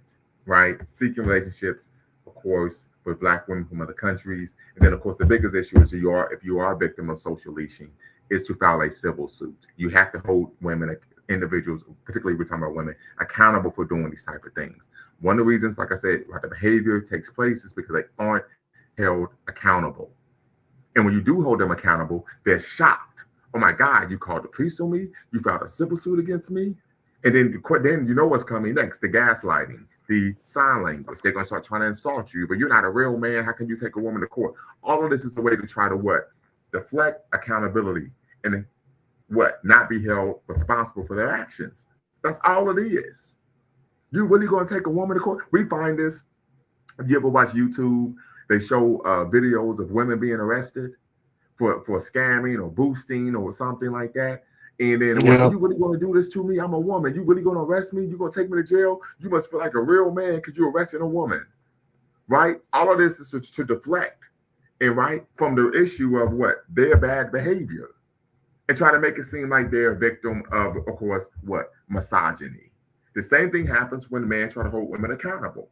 That's why when the brother says we have to sit down with them, that ain't gonna work because they simply gonna say you're being a misogynist and you trying to tell me how I should behave as a woman. How dare you? Even though women on a diurnal basis, publicly, in media and privately, tell men all the time what they should do, shouldn't do, how they should act, can and act, what to wear, what not to wear, etc.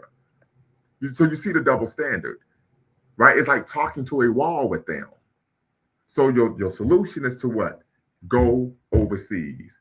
Passport bros. They even try to pathologize that, saying black men were colonizers. But no one called said that about black women who were engaging in passport bros back in the 90s when what? The book Stella, how Stella got a groove The back group came out. bad. Yeah. And then a movie was made about it. No one said anything about that then, that they were being colonizers. I You see mean, what I I'm talking about? personally So would this, like this to is think. this is just it's become normal to what? Pathologize men's, particularly black men's behavior. And now they're actually complaining about when they go to, for example, Colombia and they see a group of black men.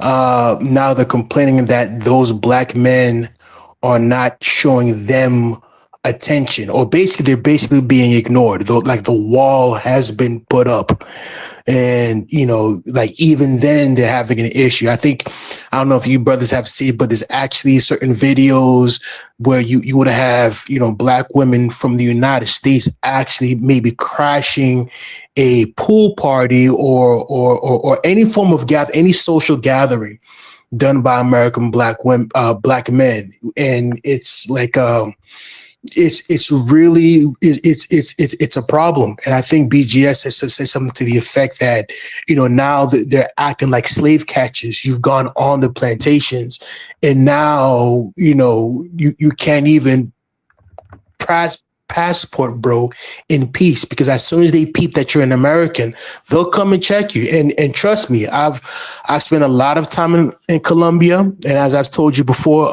brother Lumumba, when I say Colombia, I'm talking about Black Colombia, but they are rarely there. But if you go to Cartagena, if you go to Medellin, maybe even Cali now, I mean, yeah, you will have sisters who will come up, and it's funny. It's they ask like what y'all doing. That's one of the first questions that they ask, like, what y'all doing? And me, finally seeing it from the inside looking out, because, one would assume like, nah, this is just a talking point that you'll hear from the Black manosphere, from the red pill community. But to actually see this live in person, in color, in 3D, it's truly something else. Yeah, absolutely. Like I said, There, these are individuals who actually believe that they're beyond reproach. And my argument is the best thing you can do is to run for cover. I mean, the and problem. part of this is personal experience. I give you all another example. This is when I was at the Ohio State University working on my PhD. I was in the first year of my program, and I actually went to a academic conference titled "Preparing for the Professorate." These were for PhD students who were interested in possibly pursuing a career in faculty, right? So I go to the conference, and of course, I'm at a PWI, so I'm just happy to see another black person. There's a young lady there, and I just go up to her, "Hey, sister, how you doing?" Because I'm just happy to see another black person. She starts going in talking about, "Oh, don't talk to me. You're a black man. You have black male privilege." Da da da da da da. I'm like, first off, I don't even know you, and you're attacking me. This says something about your behavior and your character or lack thereof. So a black female history professor came over and said, "Listen, you don't even know this young man. And if he does have a family, which I presume he does, whatever privilege he has will benefit his wife and children. So why are you attacking him?" Like I said, they're so far gone that you can't work with them. You have to go somewhere else. Some people are simply beyond reproach, literally. And this is why it more exists. MGTOW, SYSBM. This is why Kevin Samuels was so received in the Yes, community. This is not just something, it's not, it wasn't something that's done online to simply pass the time. It's something that was actually right. resonated with a lot Yes. of A black lot of men. men, because this is their experiences. where they were dealing with women. Like, for example, now I give you all another example. I know I keep providing these anecdotes. Um, there's a brother I'm cool with from Somalia. He is a Pan African organizer extraordinaire. He's from Somalia. He lives in, of course, Minneapolis. Shout out to the Twin Cities, land of 10,000 lakes, Minnesota. And when we first connected, probably about 5 years ago, I was telling him these type of stories, and he said, "Brother, you just meeting the wrong women." I said, "Okay, keep living, young buck, keep living. You're my young bull, keep living, keep living."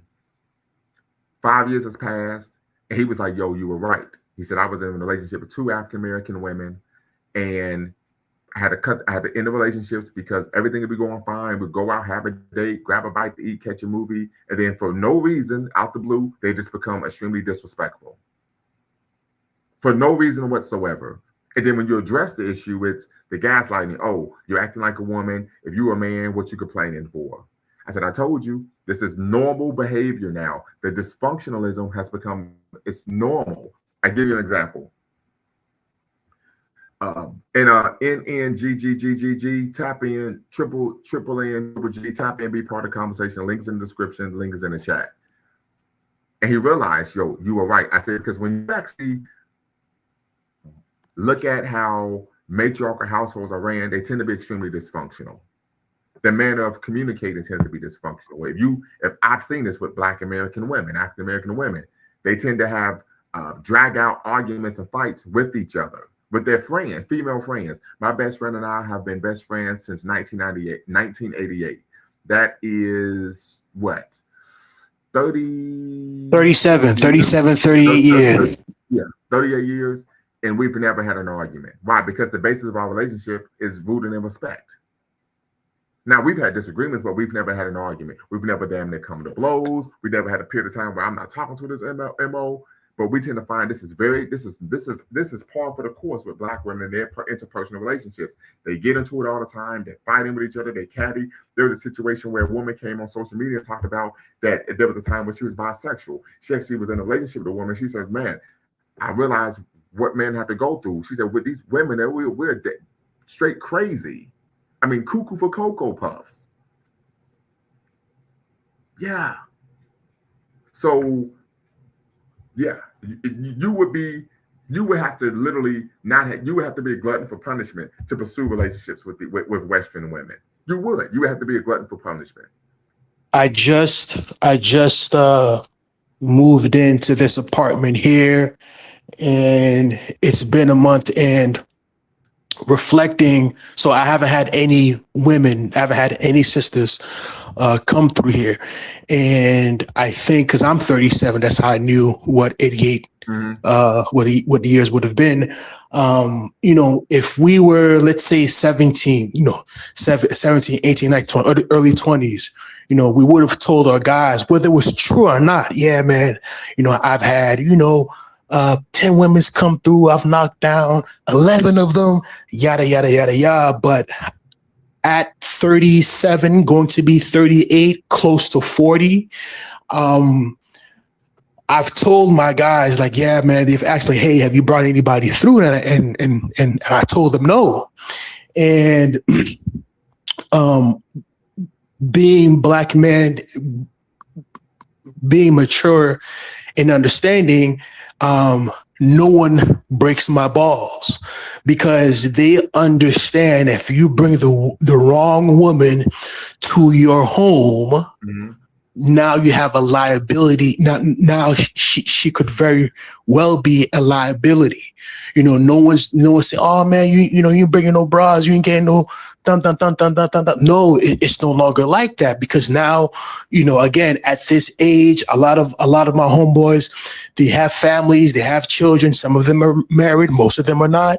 And they understand, like it goes without saying, like, "Hey, you haven't brought a woman to your house, no problem, no issue, because if you bring the wrong sister, again, now you have a problem." And unfortunately, you have some women, especially if you're the one who initiates the breakup, they will not let it go for one reason or another. And that's just That's just something that I think about. I don't want to make it seem that obviously all women do it, most women do it, but unfortunately enough women do it. So, Yeah, I'm that's too very much common. in.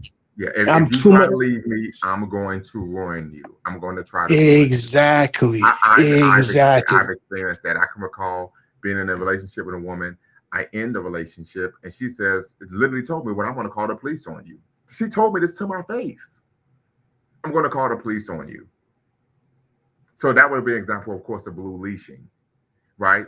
And when that didn't work, I said, "Okay, call the police." Right? One, I'm not a criminal, and I know how to comport myself with what police officers who are, of course, street level public administrators. So you could call the officer. I'm not going anywhere, right? Because most guys will leave or run, or and then they, well, why did you search? She calls the police. You're not there. We can her side of the story. Now there's an APB out for you, or the guy will capitulate, put his proverbial tail between his legs, and then say, okay, don't call the police, and we can stay together, right? So that doesn't work for me.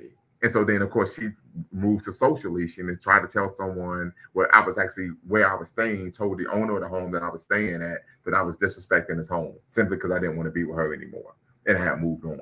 So this is something that is very common. My Yeah, I've been argument is this is something I, that Dr. T. Hassan Johnson mentions that because of this, there are some brothers who are willing to just simply withdraw from dating altogether and say, I would rather be an incel than deal with this nonsense. yeah, And here's I've the been thing. married. I've been Yeah, married hold on, 23 Chris. Go ahead, years. Sam, man. Yeah, I've been married 23 years. So, you know, I guess I've been out of the game a long time. And I guess that's something that you guys had to deal with.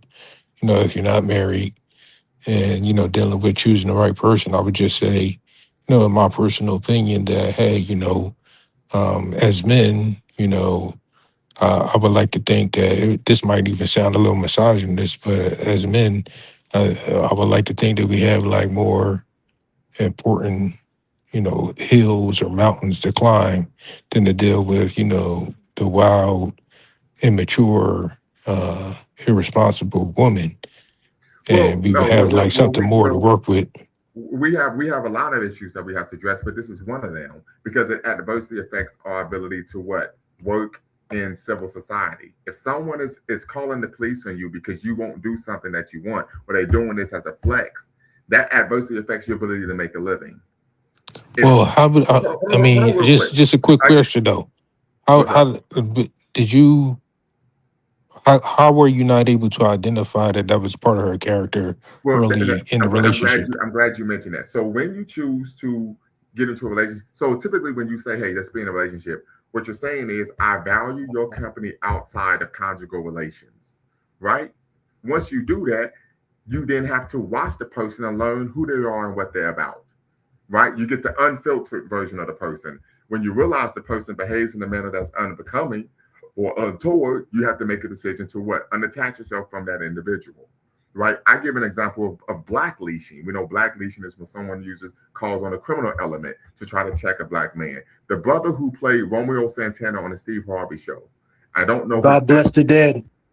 Yes, he was in a situation with the brother that was, in uh, um, Oh my Mighty gooding. Ducks, the Mighty Ducks. They're sitting in the car listening to music. A young lady comes up to the brother that played Romeo Santana on the Steve Harvey show, and she tries to pursue a romantic relationship with him. He says, I'm not interested. I'm actually attached. I have someone. She goes down the street, tells the homeboys on the block, hey, this guy tried to sexually assault me. They go shoot up the car and kill him. So we have to address these issues. Another example would be the situation with Big Tigger. He was arrested, even though the video showed he wasn't physically assaulting his wife. But guess what? She feigned that she was being abused. We have to address these issues because it's almost like my uncle told me. It's almost like you're sleeping with the enemy oftentimes. I'm like, these Yeah. women are plotting and scheming against you. And I understand you're out the game. You've been married 23 years. Congratulations, for you, brother. But this is something that brothers are dealing with on a daily basis. I've had situations where exes of mine or women I try to break up with, I'm gonna call your job if you break up with me. I'm gonna try to get you fired. Oh, I had this happen to me where I broke up with a woman and she called the police and falsely accused me of putting my hands on her, and I was arrested on my job the next day.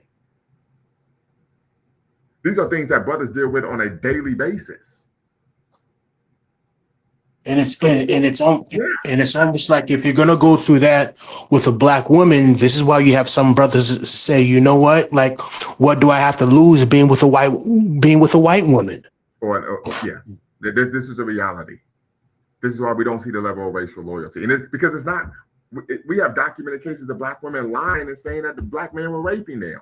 So this isn't like, Mhm. oh, that's what white women do for the slavery. You know, we got black women doing this to brothers.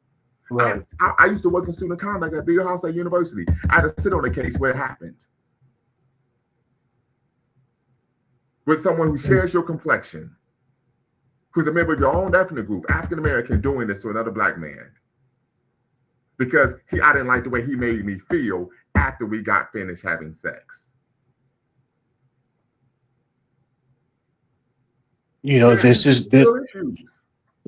You know, you mentioned brothers becoming incel.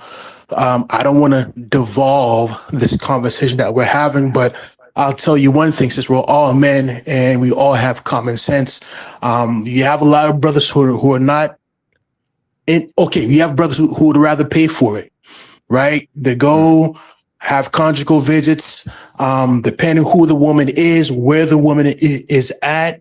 It's, you know, if it's not just, you know, a street walker or walking in somewhere, you have, mm, you might have certain, not sugar baby, sugar daddy relationships, but, you know, some other form of you know, mutual, you know, understanding. You know, you go in, you handle your business, and you leave. And you know, and is that the way it's supposed to be? Most of us are going to say no, but for one reason or another, you have brothers who feel that, you know, it's, you know, they can at the very least have more peace in their life mm. by, you know, um you know, it's a numbers game. You know, if I have to go through this, go through that, and be disrespected, you know what, I'd rather just drop a little bread, break it off, get my rocks off, and boom, you know, I go about my business. Also, you got to keep in Yeah. mind if you And look so, at the yeah, it's something that statistical. Dr. Sean talks about, and this is something I actually experienced, so I know what he's saying was true. How a lot of times black women aren't going into relationships. Um, what's the term that that Kevin Samuels always used? In good faith. Like the goal is simply to what, extract something from the guy, and then of Mhm. course dip set. And one of the things he talked about is oftentimes women. He says one of his girlfriends, former girlfriends, told him this. They're all women who were what, they will pursue a relationship because they have an ultimate goal, and sometimes it's just to have a child, and then they would just arbitrarily end the relationship, put the guy on child support, and run off with the baby. This is something that happens very common. This is being done to black men by black women, and this adversely affects the man's financially, right? Yep. It just adversely affects men financially. You right. You actually want to have a family, and then she arbitrarily ends the relationship, runs off with the kid, and now you are unable to play a functional role in the raising and rearing and protection of the child. Because to protect the child, to be physically present, and protection is not going outside and beating your chest, acting like you're Godzilla, or I'm sorry, King Kong. Is what being what engaging in preventive maintenance, actively preventing problems, right? So there's a lot that entails here that adversely affects black men.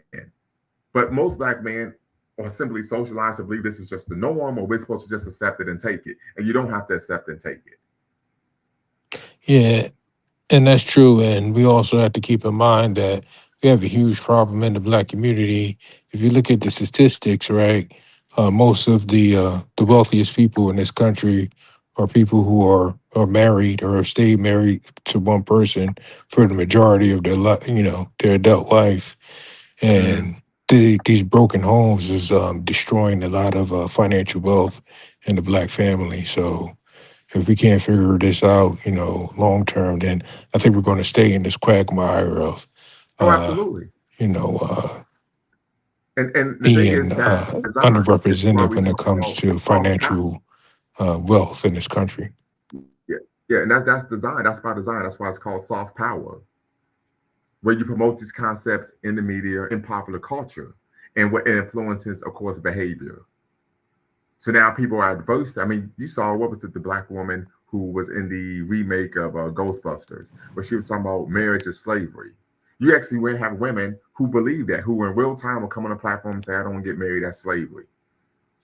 And really, these are women who have been influenced by nominal feminism, but also these are women who we tend to find are adverse to structure. I just want to be able to do whatever I want whenever I want. I remember connecting with a sister, this is several years ago, probably 2020, 2019, 2018, actually.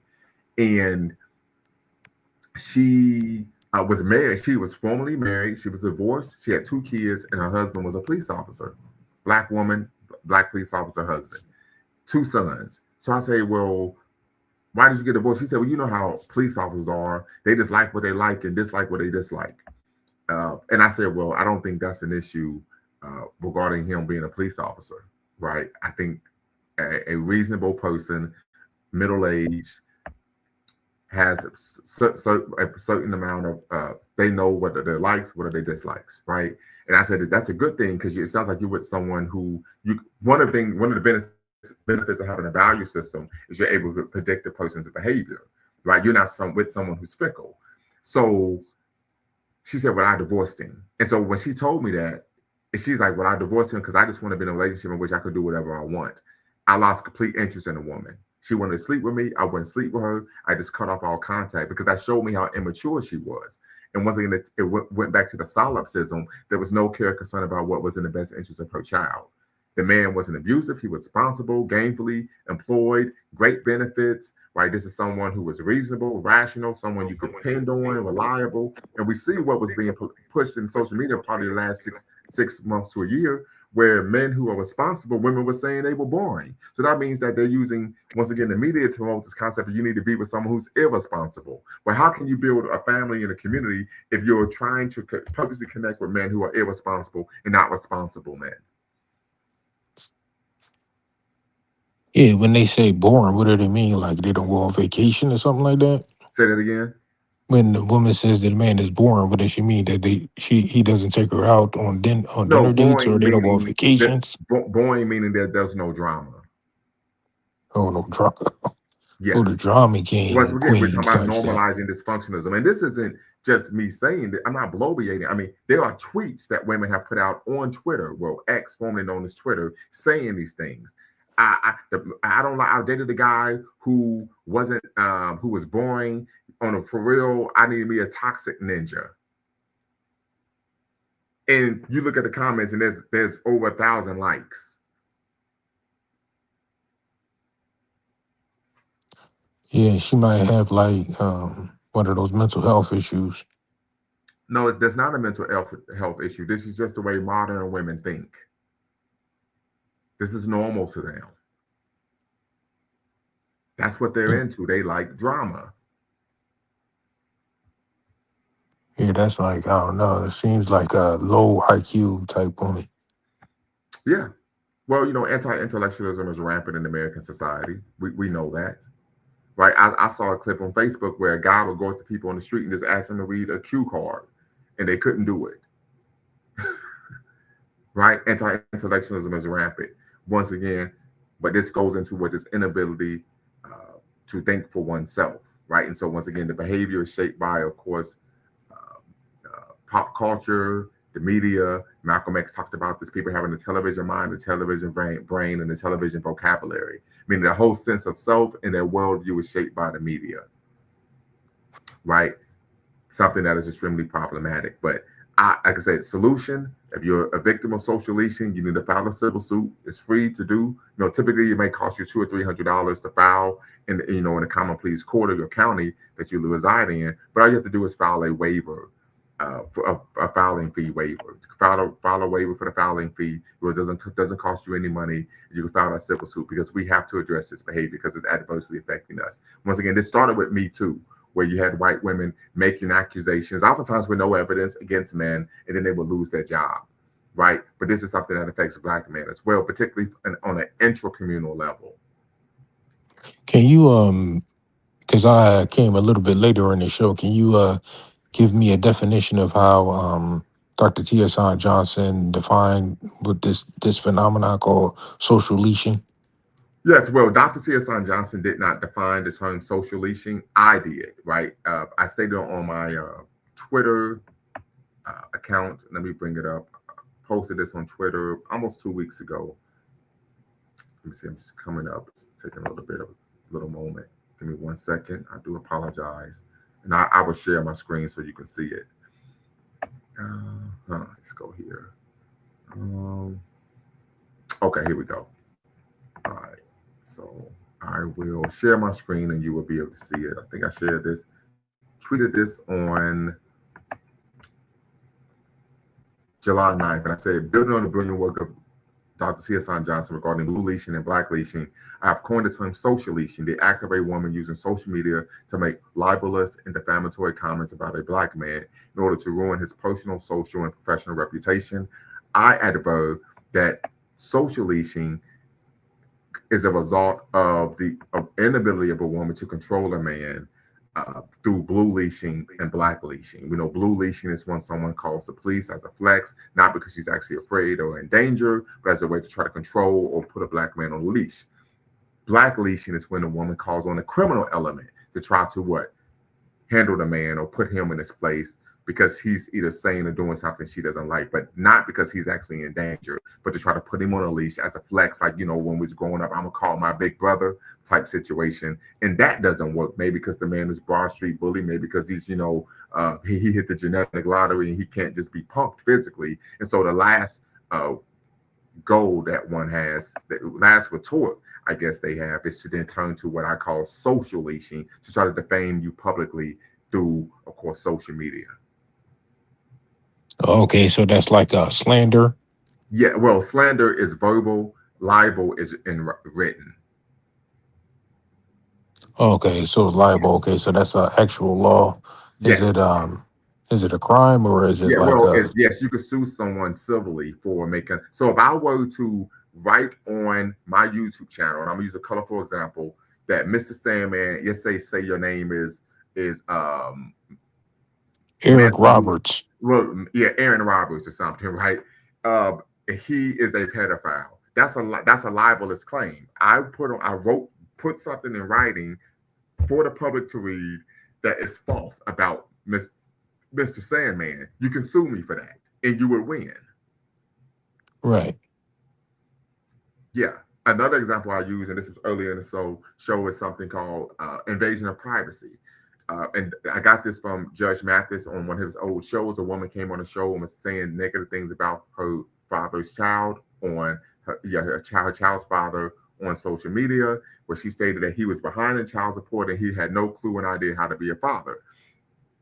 And so Judge Mathis said, well, yeah, man, you're going to have to pay because this is invasion of privacy. You can't put this man's private information out for public consumption simply because you're mad at him. He says that would be analogous to you have a venereal disease and he posts on social media that you have HIV.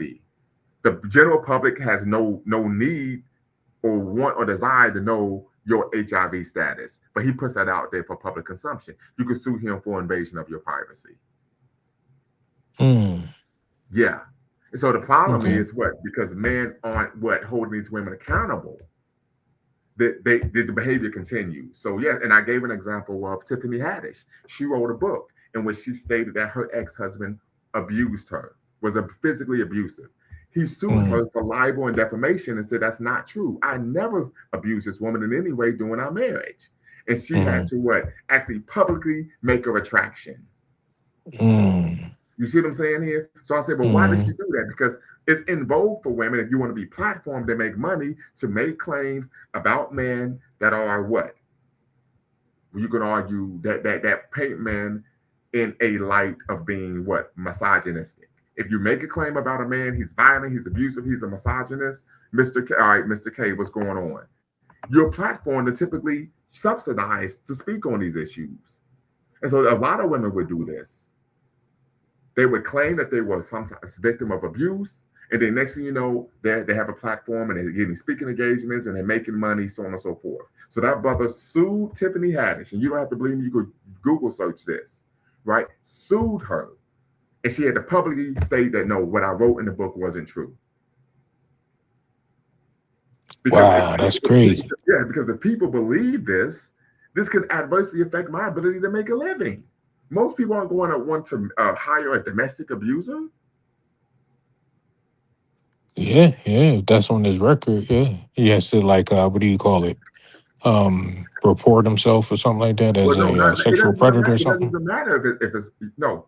He had never even been charged with a crime, but the fact that there's an accusation, right? What would then come is, well, why are you hiring someone who's been accused of X, Y, Z, right? And I gave the Mm-hmm. example of we go back 8 years when Ohio State, Urban Meyer was the head coach. The wide receiver coach was going through a bitter divorce with his now ex-wife. She accused him of physically assaulting her. The police show up. They do a thorough investigation that lasted about a month, and they found that there was no evidence to substantiate the woman's claim that he was abusing his now ex-wife, right? So Mm-hmm. she then calls head coach Urban Meyer and says, XYZ, I think his name was Zach Smith, something like that, physically abused me. Urban Meyer calls the man into his office and says, Mm-hmm. your ex-wife or your wife is saying that you're abusing her. If this is true, you're out of here. He says there's no truth to this accusation. She made this false accusation during an argument. The police did a Mm-hmm. thorough investigation and found that there was no credibility to the claim she made. When she realized that Urban Meyer would not fire the guy, she then did what? Guess what she did? She contacted the media. She contacted USA Today. Mm-hmm. And so then So she Urban knows. Meyer, this whole thing was in the New York Times, August of 2018. I never forget because I had my son read the article, and I said if this can happen to a what powerful white man, where he's being Mm-hmm. held accountable for not firing someone who was falsely accused of domestic violence, imagine what can happen to us as black men, right? And so I had my son read the article in the New York Times because, of course, you all know I subscribe to the New York Times. So what ends up taking place, Urban Meyer is interviewed by ESPN, and they're like, "Well, why didn't you do an investigation?" The police did an investigation. My job, I'm a football coach. If the police did an investigation and found that there was no evidence to substantiate this woman's accusation, I'm supposed to do my own investigation that supersedes law enforcement? This is nonsense. Mm-hmm. And as a result, guess what they did? The president and the board of trustees suspended him 3 games. Mm-hmm. Even though even the police department, Delaware Police Department, is a city that's about 30 miles north of Columbus, stated they provided a press release. We investigated this woman's claims of domestic abuse. We found no credible evidence to substantiate her accusations. Yep. And this dude still was suspended 3 games. Mm-hmm. Yeah, Women don't like, I had to talk to my son about that. You know what I'm saying? You yes, get in America, in this country, you know what I'm saying, women aren't being held accountable for their actions. So yeah, you gotta be smart. You gotta be smart about how you act. You can't overreact to absolutely, some of the absolutely. stuff that they do. And what an employer would say is when there's smoke, there's fire. Well, People say yeah, when it's there's smoke, affecting their there's bottom fire. line. Yeah. So these are issues that we have to address because it's adversely affecting our ability to make a living. Our livelihood is being adversely affected. And this is in a situation where there's some racist white man or white woman doing this. Typically you would think, okay, the person must be white. They may be an anti-black racist. They may be a bigot. They may be prejudiced against black people or black men in particular. And this is why this is taking place. No, the person looks just like you. And then you would turn around, there'd be a Black Lives Matter rally with a fist up in the air talking about no justice, no peace. And they're trying to do harm to the black man that they are in proximity and community with. Literally. This is very common because most people, if you make an accusation that a black man is engaging in behavior that is unbecoming or untoward or in contravention of the law, most people are going to believe that because the public image of black men is that we're what? We are untoward individuals from the get-go. This is why this is an important issue that you address, Mr. K. I want to hear your thoughts on, of course, social leashing and how that adversely affects black men. You know, I've always pushed you to come on the platform and speak, but of course, I would love your comments as well in the chat. So these are real issues, real issues. Yeah, real issues. Matter of fact, I think his name was. Let me see if I can look this up. Zach Smith, OSU coach. Yeah. His name was Zach Smith. Yes, former wide receivers coach at Ohio State. Served on the staff. He was fired in July 2018 amid domestic violence allegations. The ensuing scandal led to a university investigation and the suspension of then head coach Urban Meyer. Matter of fact, let me bring this up. I'm gonna share my screen so I can see this. Cause that was this happened in my first semester at Ohio State when I was working on my doctorate. To see here, termination. He was fired in 2018, July 2018, by Meyer after reports emerged of a civil protection order against him by his ex-wife. The protection order included allegations of severe physical and emotional abuse. While at Ohio State, Smith accepted a plea deal in October 2018 for misdemeanor disorderly conduct charge. Henderly and Smith's domestic abuse allegations resulted in an independent investigation by Ohio State. The parole found out Meyer and athletic director Gene Smith failed to properly address the situation, which led to Meyer receiving a 3-game suspension to the start of the 2018 season. So here's the issue, and that was his last season coaching at Ohio State. I know this. If someone is calling, if one of my employees, significant other is contacting me, I know they're doing it because they're trying to cause the guy harm. I know that. That's just a reality. No one calls someone supervisor unless they're trying to get the person in trouble. You see what I'm saying? So, and once again, when he would not believe this woman and fire her, and he actually asked him, hey, have you physically assaulted this woman? He said, no, it never happened. The police did a full investigation. And then guess what took place? Okay, fine, I'll go to the media. She contacted USA Today and said, I have a story for you. Because he wouldn't file. And I remember one of my mentors, he's 70-something years old now. He says, yeah, this is very common with some women. If we aren't going to be together, I'm going to try to ruin you. That's just the reality. And women know that if I make an accusation, people will believe me, no matter how far-fetched and nonsensical it is. I'll give you another example. This is something that happened in South Carolina back in the mid-90s when I was a kid. I even did a show on it where the woman was up for parole, where the white woman had 2 children, was cheating on her husband and wanted to start a new life. So she killed her children and locked them in a car and then had the car, push the car into like a little ravine or lake or something like that. Then what did she do? Who did she say actually carjacked her at gunpoint with her children inside? She said it was a black man. Do you remember that, Mr. Sandman? Not quite. No, I don't remember that. What was this case again? I'm about to bring it up. Carolina woman, the 90s, falsely accuses black man of carjacking. Yeah, her name was Susan Smith. All right, I'm gonna bring it up. I did a show on this maybe a couple years ago. Yeah, Susan Smith. Yep. So, yes, after a false report, a nationwide manhunt was launched, and Smith made multiple emotional televised pleas alongside her ex-husband for the return of her boys. However, 9 days after the initial report, Smith confessed to investigators that she had invented the carjacking story to cover up the murders of her children. She had strapped both boys into their car seats, ages 3 and 14 months, deliberately let her vehicle roll into the John D. Long Lake, causing them to drown. Following her confession, Smith was arrested and charged with 2 counts of murder. In July 1995, she was found guilty by a South Carolina jury and sentenced to life in prison with the possibility of parole after 30 years. Yeah, and that's right. She went up to the parole board, and I did a show on it. She, of course, was denied parole. But she accused a black man, an unknown black man, of carjacking her. Right? So this is something that's par for the course in our history. A great example would be Rosewood. Another example would be what happened in Tulsa, Oklahoma. Right? And black women know this. They know the society that they live in. Hey, I would just make an accusation against him and people believe me because he's black. They know this. Yeah, which makes it even doubly,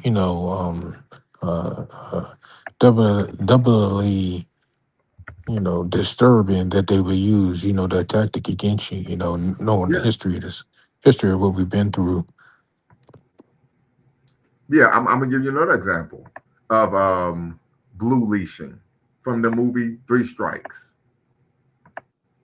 And fair use, fair use, fair use, because there's going to be some sound here. Fair use. I don't want to get hit with a copyright strike.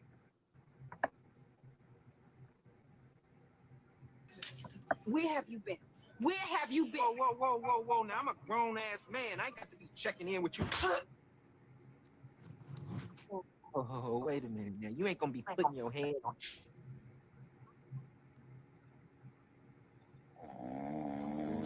Motherfucker, I'm calling 911. Wait, baby. Now you know, I just got out. I'm on parole. We have. Right? So she immediately physically assaults him, not once but twice. He says, "You know what? Enough is enough. You're not going to be putting your hands on me." First thing she does is, "I'm going to call the police on you." That movie came out in 2000. Yeah, That's yeah, yeah. an example of blue leashing. hmm Yeah, brother's down on his hard times, just got out of the joint. Yeah, you And got then to he got to join. live with some, now he got to live with some hood rat, and she going, Yeah. playing. Yeah, she's going to physically assault you, and if you take umbrage with being physically assaulted, I'm gonna call the police and have you arrested and thrown back in jail. So either you could get your ass whooped by me, or you could be incarcerated. It's up to you, Or he could live on the street. or you could live on the street. You see what I'm talking about here? These Yeah, it are might real be issues. easier to live on the street. These are real issues we're facing. What institutionally in our homes? You don't even have to go out into society and experience anti-black racism. You're dealing with this in the home. Like as my uncle says, my youngest uncle, my mother's side, it's like you're sleeping with the enemy.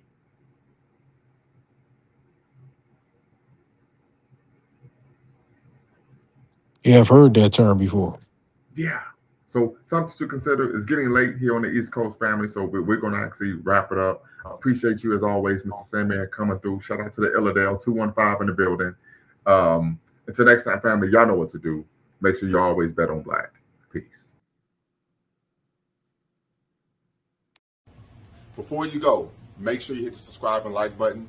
Thank you for supporting the channel. And remember, here at Lumumba Speaks, we always bet on black. Peace.